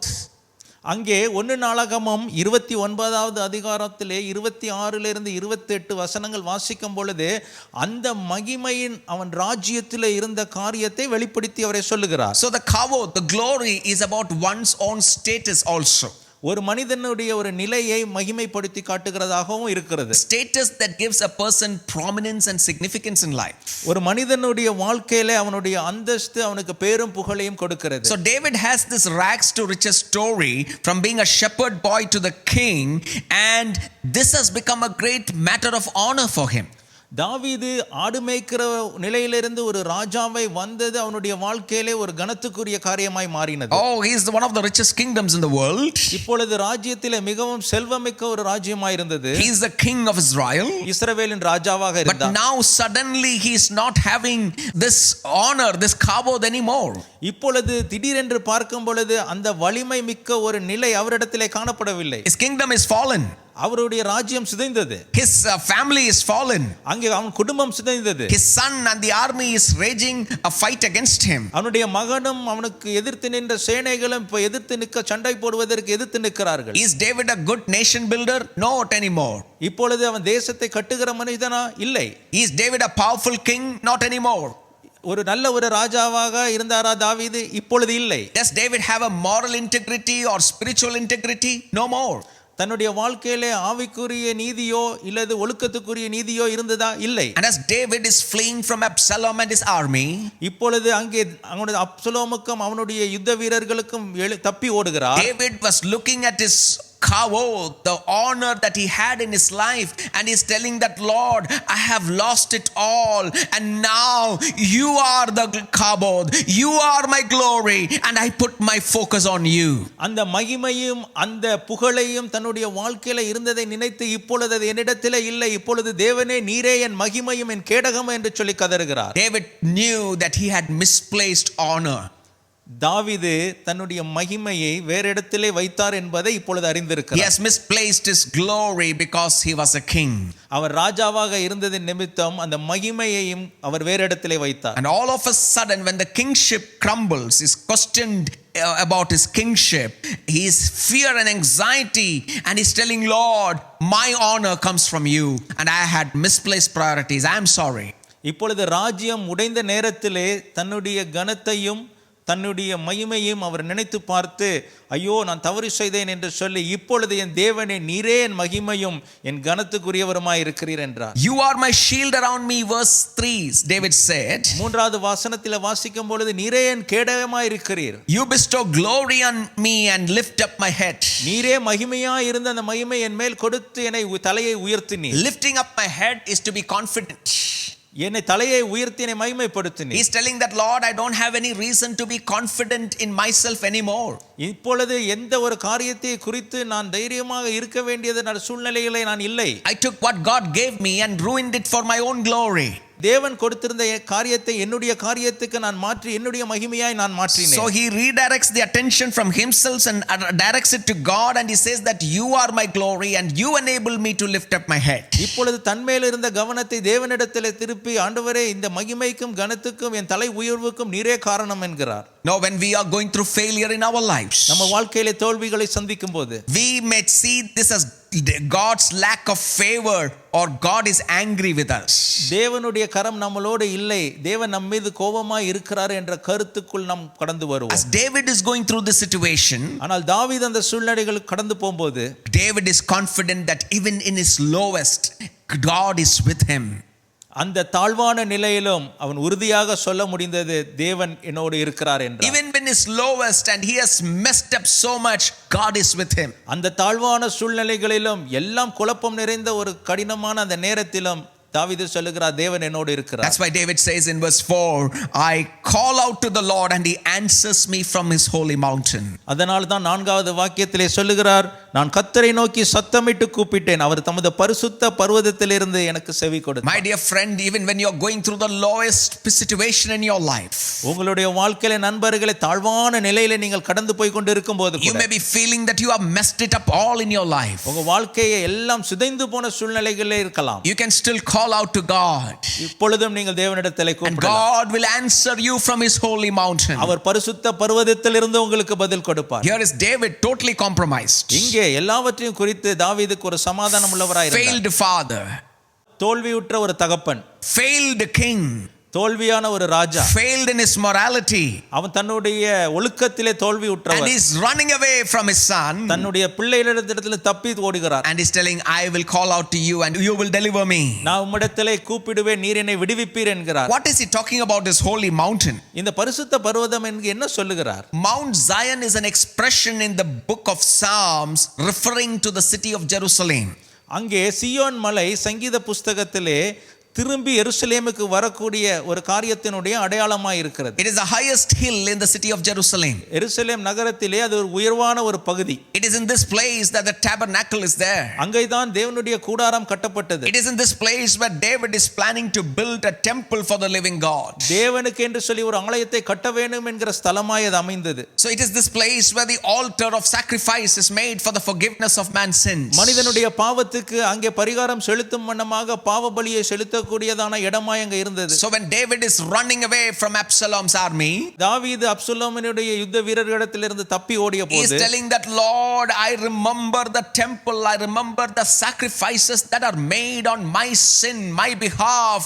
I know that my Lord will listen to me from the holy mountain and he will forgive me and he will deliver me from my sins. எனக்காக பலி செலுத்தப்பட்டு என் பாவம் நிவர்த்தி செய்த அந்த மலையை நோக்கி நான் பார்க்கிறேன், தேவன் என்னை விடுவிப்பார் என்று சொல்லி அங்கே உரத்த சத்தமிடுகிறார். He is looking towards the substitute lamb that is slaughtered in the temple that will take away his sins. அவனுடைய பாவத்துக்கான நிவாரணம் செலுத்தக்கூடியதான பலி செலுத்தக்கூடிய அந்த தேவாலயத்தை நினைவு கூர்ந்து இப்பொழுது கூப்பிடுகிறார். And David is confident that God will forgive him and God has forgiven him. தான் உறுதியாய் சொல்லுகிறார், தேவன் என்னை விடுவிப்பார், என்னை விடுவித்தார் என்கிறார்.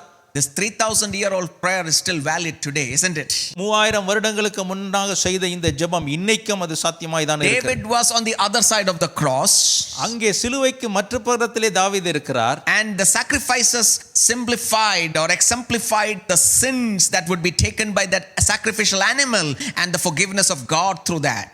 அங்கே பலி செலுத்தக்கூடியதான அந்த மிருகத்தின் வழியாய் தேவன் அந்த பலியை ஏற்றுக்கொண்டு பாவத்தை நிவர்த்தி செய்கிறார். We are on the other side of the cross. நாமும் இப்பொழுது சிலுவைக்கு மற்ற புறத்திலே We இருக்கிறோம். look to the cross of Calvary where Jesus became the sacrificial lamb for the sins of mankind. அந்த சிலுவையிலே தான் நமக்காக மனிதனுக்காக தன்னுடைய ஜீவனை ஒப்பு கொடுத்து பாவத்துக்கு என்று பலியான இயேசு கிறிஸ்துவை And பார்க்கிறோம். today when we look at Calvary and ask for forgiveness and that holy hill, our forgiveness comes from the Lord Jesus Christ. அந்த பரிசுத்த பர்வதத்துக்கு நேராய் நாமல் கூப்பிடும் பொழுது நமக்கு அந்த மன்னிப்பை தேவன் தருகிறவராய் இருக்கிறார் இயேசு கிறிஸ்துவின் மூலமா. Hallelujah. ஹல்லேலூயா.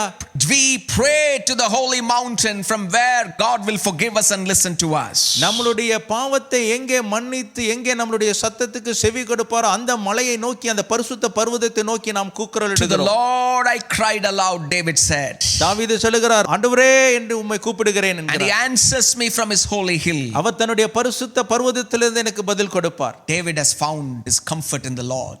தேவனிடத்திலே தாவீது சகாயம் பெற்றார். What did David do? தாவீது என்ன செய்தார்? David identifies his fears. தன்னுடைய பயத்தின் தோற்றத்தை அறிந்தார். Secondly, he focuses on the fears and he takes redemptive action. அந்த பயத்திற்கு அப்பொழுது என்ன செய்ய வேண்டுமோ அந்த காரியத்தை அவர் உணர்ந்து செயல்பட்டார். And he starts praying. பிற்பாடு அதை குறித்து ஜெபிக்க When ஆரம்பிக்கிறார். he prays, he knows that God is the shield around him. அவர் ஜெபிக்கும் பொழுது தேவன் தாவீதை சுற்றி கேடகமாய் இருக்கிறார் என்பதை அவர் உணர்ந்திருந்தார். Secondly, he understands his mistakes in the presence of God that he has committed. தேவ சமூகத்திலே இரண்டாவது தன்னுடைய பாவத்தை குறித்து உணர்த்தப்படுகிறார். He says that, Lord, I had misplaced priorities and I had honor on my own achievements, but now you are my honor. ஆண்டவரே, நான் எதை முக்கியமாய் நான் வைக்க வேண்டுமோ அதை முக்கியத்துவத்தை மாற்றி வைத்துவிட்டு எனக்கு புகழும் எனக்கு கேடகம் என்று சொல்லி மகிமை என்று சொல்லி என்னை எண்ணிக்கொண்டிருந்தேன். And he's thinking about the sacrifices in the holy mountain and he's appropriating the forgiveness that God can give to him. அவனுக்கு மன்னிப்பு கிடைக்கும் என்று சொல்லி அந்த பரிசுத்த பர்வதத்தை நோக்கி கூப்பிடுகிறார். And then David is at peace. அப்புறம் தாவீது பேசுகிறார். Even though 12,000 people are chasing him, God can give him peace. அங்கே 12,000 பேர் அவனுக்கு யுத்தத்துக்கு எதிர்த்து வந்தாலும் தேவன் ஜெயத்தை கொடுக்க முடியும். Verse 5 says, அங்கே 5வது வசனம் சொல்லுகிறது, நான் படுத்து நித்திரை செய்தேன், விழித்துக் கொண்டேன், கர்த்தர் என்னை தாங்குகிறார். I lie down in sleep. நான் படுத்து நித்திரை செய்தேன், I wake up again. நான் மறுபடியும் விழித்துக் கொண்டேன், I know my God will sustain me. கர்த்தர் என்னை தாங்குகிறார். He could finally rest and sleep. கடைசியிலே அவர் சமாதானமாய் உறங்கினார். Now, have you had times where you cannot sleep? உங்க வாழ்க்கையில தூக்கம் இல்லாத நேரங்கள் உண்டா? Fear has come and engulfed you so much that you can't even sleep through the watches of night. உங்களுடைய ராத்திரி நேரத்தில் தூங்க முடியாத படிக்கு அந்த பயமும் திகிலும் உங்களை ஆட்கொண்டு இருக்கிறதா? I have had situations in my life where I could not sleep at night. நானும் என் வாழ்க்கையிலே சில அனுபவங்கள் அப்படியாய் தூக்கம் இல்லாத நிலையில இருந்திருக்கிறேன். Challenges in our health, நம்மளுடைய சரீரத்தில் பலவீனம், challenges in our ministry, ஊழியத்தின் கவலைகள், and it comes again and again in life. மறுபடியும் நம் வாழ்க்கையில இது தோற்றத்தை எடுக்கும். But then when you cry out to God, நீங்கள் பிற்பாடு தேவனிடத்திலே முறையிடும் போது, when you know that God has forgiven us and God is standing as a shield around you, நம்முடைய பாவங்களை அவர் மன்னித்து நம்ம பக்கத்திலே அவர் கேடகமாய் இருக்கிறார் என்பதை உணரும் போது, I can feel the presence of God telling me, Shine, you go down to sleep, I will take care of your fears. நீ உன் கவலைகளை எல்லாம் எடுத்து வைத்து இந்த வழியாய் போ என்கிற சத்தத்தை தேவன் சொல்லுகிறதை கேட்க முடியும். And then the fear is taken away. அந்த பயம் நம்மிடத்திலிருந்து எடுத்து போடப்படுகிறது. Read verse 6. 6வது வசனத்தை பார்க்கலாம். எனக்கு விரோதமாக சுற்றிலும் படையெடுத்து வருகிற 10,000 பேருக்கு நான் பயப்படேன். He has reached a side that he will not be afraid anymore. ஒரு நிலைக்கு அவர் வந்து இனி நான் பயப்பட மாட்டேன் என்கிற நிலை அடைந்தவராக உணர்ந்து பேசுகிறார். Even if 12,000 soldiers or tens of thousands of people come against me, I will not be afraid. எனக்கு 10,000 பேர் அல்ல, எத்தனை பேர் ஆயிரக்கணக்கான எதிரிகள் எனக்கு வந்தாலும் நான் அதை குறித்து அச்சப்பட He மாட்டேன். received that confidence. இப்பொழுது அந்த தைரியத்தை பாருங்கள். Apostle Paul was able to reach that condition. அப்போஸ்தலனாகிய பவுலும் அந்த நிலைக்கு வருவதை பார்க்க He முடியும். lived a very difficult life because of his commitment to Jesus Christ. தேவனுக்கென்று தன்னை ஒப்பு கொடுத்து ஊழியத்துக்கு ஒப்பு கொடுத்தது நிமித்தம் அங்கே அநேக பாடுகளை சந்திக்க And நேரிட்டது. even when he was in the Roman prison waiting for his assassination, he could be at peace, he could sleep, he could rejoice because he knew that God was with him. And protection in this matter of Paul ended in the end of his life. அங்கே கொலைக்கு என்று சொல்லி நியமிக்கப்பட்டிருந்த அந்த சிறைச்சாலையிலே பவுல் அப்படிப்பட்ட கடைசி நிலையிலே அவன் மரணத்தை சந்திக்க போகிறார் என்பதை அறிந்திருந்தும் இயேசு கிறிஸ்துவுக்குள் அவர் திடமனதாயிருந்து தைரியம் கொண்டவராய் சமாதானத்தோடு சந்தோஷத்தோடு காணப்பட்டார். David is now confessing that 12,000 people against me, even if a sword goes through my chest, like Apostle Paul, I will lie down in peace. நான் சமாதானத்தோடு இருப்பேன். எனக்கு எத்தனை பேர் எனக்கு எதிர்த்து வந்தாலும் சரி, என்னுடைய இருதயத்தை வாள் ஒன்று குத்தி என்னை மரணத்துக்கு நேரிட்டாலும் பரவாயில்லை, ஆனாலும் அந்த சூழ்நிலைகளில் நான் சமாதானத்தோடு இருப்பேன் என்கிற தைரியமான ஒரு நிலைக்கு தாவீது வந்தார். Maybe some of you watching me have been diagnosed with a fatal sickness. ஒருவேளை என்னை பார்த்து கொண்டு இருக்கிறவர்கள் இந்த வேளையிலும் சில வியாதியினால் நீங்கள் கண்டடையப்பட்டிருப்பீர்கள். Maybe the doctors are telling you that you cannot live much. ஒருவேளை அங்கே வைத்தியர்கள் சொல்லியிருப்பார்கள், இன்னும் அநேக நாள் நீங்கள் ஜீவனோடு இருப்பதில்லை. If you are a child of God, ஒருவேளை நீங்கள் தேவ பிள்ளையாய் இருப்பீர்கள் என்றால் you can be at peace even at death. அந்த நிலையிலும் நீங்கள் சமாதானத்தோடு இருக்க முடியும். That's the situation David comes to. இந்த நிலைக்கு தான் தாவீது இப்பொழுது வருகிறார். But he's angry. அவர் கோபமுள்ளவராய் தான் இருந்தார். He's upset with what is happening. அவர் என்ன நடக்கிறது என்பதை அவர் ஏற்றுக்கொள்ள மனதில்லை. In verse 7 to 8, he's telling to the Lord, 7-8 தேவனிடத்திலே முறையிடுகிறார். கர்த்தாவை எழுந்தருளும், என் தேவனே என்னை ரட்சியும், நீர் என் பகைஞர் எல்லாரையும் தாடையிலே அடித்து துன்மார்க்கருடைய பற்களை தகர்த்து போட்டீர். Amen. So he's telling in verse 7 that Lord, arise and punish my enemies. என்னுடைய சத்துருக்களுக்கு விரோதமாய் நீர் எழும்பி அவர்களை தண்டியும் என்று சொல்லுகிறார். Can we pray like that? அப்படி ஜெபிக்க முடியுமா நம்ம? Yes, it's nothing wrong in praying and venting your anger and pain in the presence of God. தேவ சமூகத்தில் உங்களுடைய ஆத்திரத்தை எல்லாம் கொட்டி வைத்து ஜெபிக்கிறதுக்கு வாய்ப்பு இருக்கிறது. No, David was not like this earlier.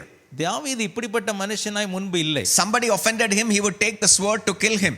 யாராவது அவரை எதிர்த்து வந்து கோபம் மூட்டினார், அவன் தன்னுடைய வாளை எடுத்து அவர்களை கொன்று போடுவான். Remember, Nabal dishonored David's request and David wanted to kill Nabal's household, all the male of Nabal's household. Nabal அவனுக்கு விரோதமாய் பேசின பேச்சு நிமித்தம் நாபாலையும் அவன் குடும்பத்தினர் அனைவரையும் அவன் கொல்லுவதற்கு முற்பட்ட மனிதன். Now David is not wanting to kill Absalom and his army. இப்பொழுது தாவீது அப்சலோமை கொல்லுவதற்கு தைரியம் கொண்ட He is மனிதனாய் even giving that frustration and that revenge into the hands of God. அந்த கோபத்தையும் அந்த எரிச்சலையும் அந்த எதிர்ப்பையும் தேவ கரத்திலே ஒப்பு That's கொடுக்கிறார். how the Psalms become so real to our lives. இந்த சங்கீதம் அதனால்தான் நம்முடைய வாழ்க்கையில் அது நிழலாய் மாறுகிறது. Put in your frustrations and prayer and give it to the Lord. நம்மளுடைய ஆத்திரத்தையும் நம்மளுடைய எல்லா கோபத்தையும் தேவ கரத்திலே ஒப்பு கொடுக்க So வேண்டும். David commits his enemies to God's justice and he asks God to take care of them. தாவீது தன்னுடைய சத்துருக்களை தேவ கரத்திலே ஒப்பு கொடுத்து தேவனை நீதி செய்யும்படியாய் கேட்கிறார். God can take your anxiety. நம்முடைய கவலையை தேவன் எடுத்து போட முடியும். God can take your fear. நம்முடைய பயத்தை தேவன் எடுத்து போட முடியும். God can take your anger. நம்முடைய கோபத்தை தேவன் எடுத்து போட முடியும். But don't let fear, anxiety and anger take over you. அந்த பயத்தையும் அந்த கவலையும் அந்த கோபமும் உங்க வாழ்க்கையை மேற்கொள்வதற்கு நீங்கள் அனுமதிக்க Today you வேண்டும். don't have to suffer alone.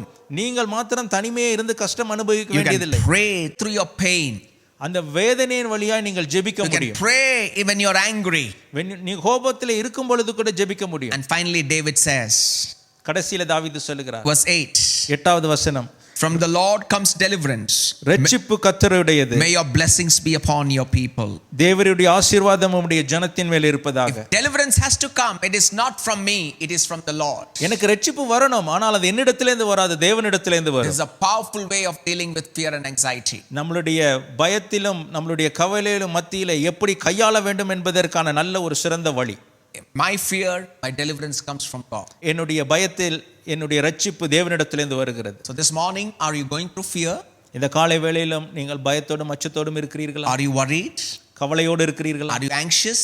கவலை உள்ளவர்களா இருக்கிறீர்களா? Are you angry? கோபம் உள்ளவர்களா இருக்கிறீர்களா? This is a good prayer to pray. இது ஒரு நல்ல ஒரு ஜெபமாய் ஜெபிக்கிறதுக்கு அமைகிறது. How do you deal with it? எப்படி இதை நீங்கள் மேற்கொள்ள போகிறீர்கள்? Identify the source of your fear. உங்களுடைய பயத்தின் தோற்றத்தை முதலாவது அறிந்து கொள்ளுங்கள். Deal with the fear of today. இன்னைக்குள்ள பயத்தின் காரியத்தை நீங்கள் சந்திக்க வேண்டும். Come to the presence of the Lord in prayer. தேவ சமூகத்துக்கு ஜெபத்தோடு கடந்து வாருங்கள். Then you will know that God is near you even when you have sinned. நீங்கள் பாவம் செய்திருந்த போதிலும் தேவன் உங்கள் அருகாமையில் இருக்கிறார் என்பதை உணர்ந்து He கொள்ளுங்கள். will remind you, like David's misplaced glory, that where you have misplaced priorities in your life. உங்க வாழ்க்கையில எதை நீங்கள் முக்கியப்படுத்தி எந்த இடத்திலே நீங்கள் மகிமையை வேற இடத்திலே செலுத்தினீர்கள் என்று தேவன் உங்களுக்கு உணர்த்துவார். God will remind you to ask for repentance. தேவன் உங்களிடத்திலே மன்னிப்பு கேட்கும்படியாய் தூண்டுவார். God will forgive you. உங்களை மன்னிப்பார். And then you will have peace. உங்கள் வாழ்க்கையில பிற்பாடு You can சமாதானம். rest in peace. நீங்கள் சமாதானத்தோடு நீங்கள் Even when you are facing your death, you can be at peace. மரணத்தை சந்திக்கிற தருவாயிலும் நீங்கள் சமாதானத்தோடு இருக்க முடியும். That's why David said, even though I walk through the valley of shadow of death, I shall fear no evil. அதனால தான் சங்கீதத்திலே தாவீது சொல்லுகிறார், நான் மரண இருளின் பள்ளத்தாக்கிலே நடந்தாலும் நான் பொல்லாப்புக்கு பயப்படேன். Yes, humanly speaking, we have our emotions and anger. Give it out to the Lord.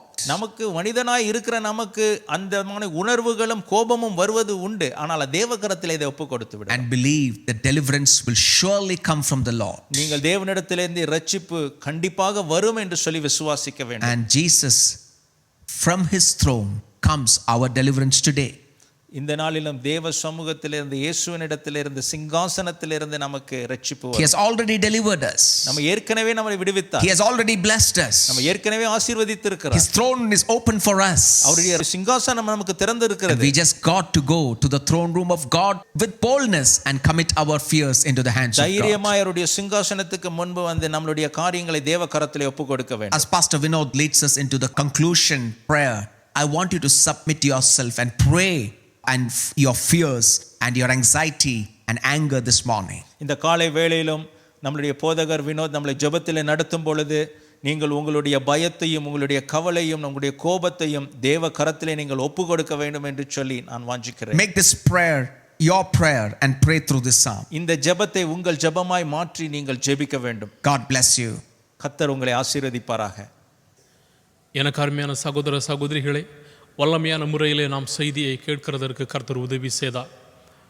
தாவீதினுடையதான வாழ்க்கையிலே சங்கீதம் 3 அவர் எப்படி தனக்கு நேர்ந்ததான பயத்திலே தேவனை நோக்கி அழுதார் என்கிறதான காரியங்களை நாம் பார்க்கிறதற்கு மிகவும் தெளிவாக அதிலிருந்து நாம் புரிந்து கொள்ளுகிறதற்கும் தேவன் நமக்கு உதவி செய்தார். நான் பயப்பட மாட்டேன் என்கின்றதான தலைப்பிலே பயம் நம்முடைய வாழ்க்கையில் நெருக்குகின்றதான போது நாம் என்ன செய்ய வேண்டும், எப்படி அந்த பயத்திற்கு நாம் பதிலளிக்க வேண்டும் என்று மிகவும் அழகான வார்த்தைகளை போதகர் அவர்கள் நம்மத்தில் எடுத்துரைத்தார்கள். பயம் நம்மை மேற்கொள்ளுகின்றதான போது முதலாவது நாம் செய்ய வேண்டியது அந்த பயம் எப்படி வருகிறது என்று அந்த பயத்திற்கான ஆதாரத்தை நாம் கண்டுபிடிக்கிறவர்களாக நாம் காணப்பட வேண்டும். அதற்கு அப்புறமாக அந்த பயத்தை தேவனுடைய சமூகத்திலே ஜெபத்தின் மூலமாக நாம் சமர்ப்பிக்கின்றவர்களாக காணப்பட வேண்டும். தேவனிடத்திலே நாம் ஜெபத்தின் மூலமாக சமர்ப்பிக்கின்றதான போது தேவனே நம்முடைய வாழ்க்கையிலே கேடகமாகவும் நம்முடைய வாழ்க்கையிலே மகிமையாகவும் நம்மை உயர்த்துகிற தேவனுமாக காணப்படுகிறார். எனவே நாம் செய்ய வேண்டியது நம்முடைய பயங்களை அவருடைய சமூகத்திலே நாம் சத்தமிட்டு அவரிடத்திலே ஒப்புவிக்கிறவர்களாக இருக்க வேண்டும். அப்படி ஒப்புவிக்கின்றதான போது அவர் நம்முடைய சத்தத்தை கேட்டு நம்மை ரட்சிக்கின்ற தேவனாக காணப்படுகிறார்.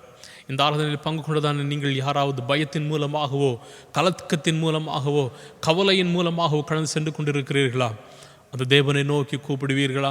அந்த தேவனை நோக்கி கூப்பிடுகிறதான போது அவர் நம்முடைய பயத்தை எடுத்து மாற்றுகின்ற தேவனாக காணப்படுகிறார். பயத்தை எடுத்து மாற்றுகின்றதான போது, ஆண்டவரே நான் பயப்பட மாட்டேன், ஆண்டவரே என்னுடைய வாழ்க்கையில் என்ன நேர்ந்தால் நான் பயப்பட மாட்டேன், நான் கலங்க மாட்டேன், ஏனென்றால் நீர் என்னோடு கூட இருக்கிறேன் என்று நம்மால் சொல்ல முடியும்.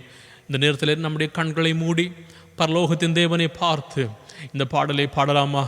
பயப்பட மாட்டேன் ஆண்டவரே, நான் பயப்பட மாட்டேன், இயேசு என்னோடு இருப்பதினால் நான் பயப்பட மாட்டேன்.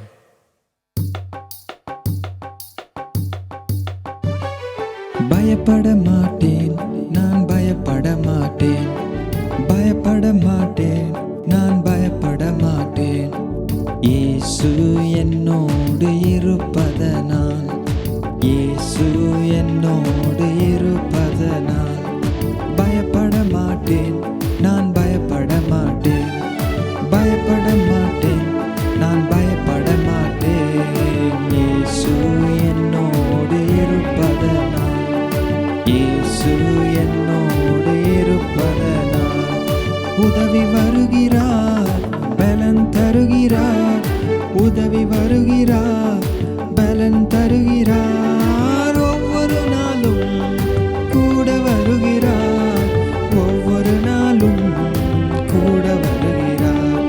பயப்பட மாட்டேன், நான் பயப்பட மாட்டேன், பயப்பட மாட்டேன், நான் பயப்பட மாட்டேன், இயேசு என்னோடு இருப்பதனால், இயேசு என்னோடு இருப்பதனால் பலப்படுத்துகிற கிறிஸ்துவினாலே, பலப்படுத்துகிற கிறிஸ்துவினாலே எல்லாவற்றையும் செய்ய பலனுண்டு, எல்லாவற்றையும் செய்ய பலனுண்டு.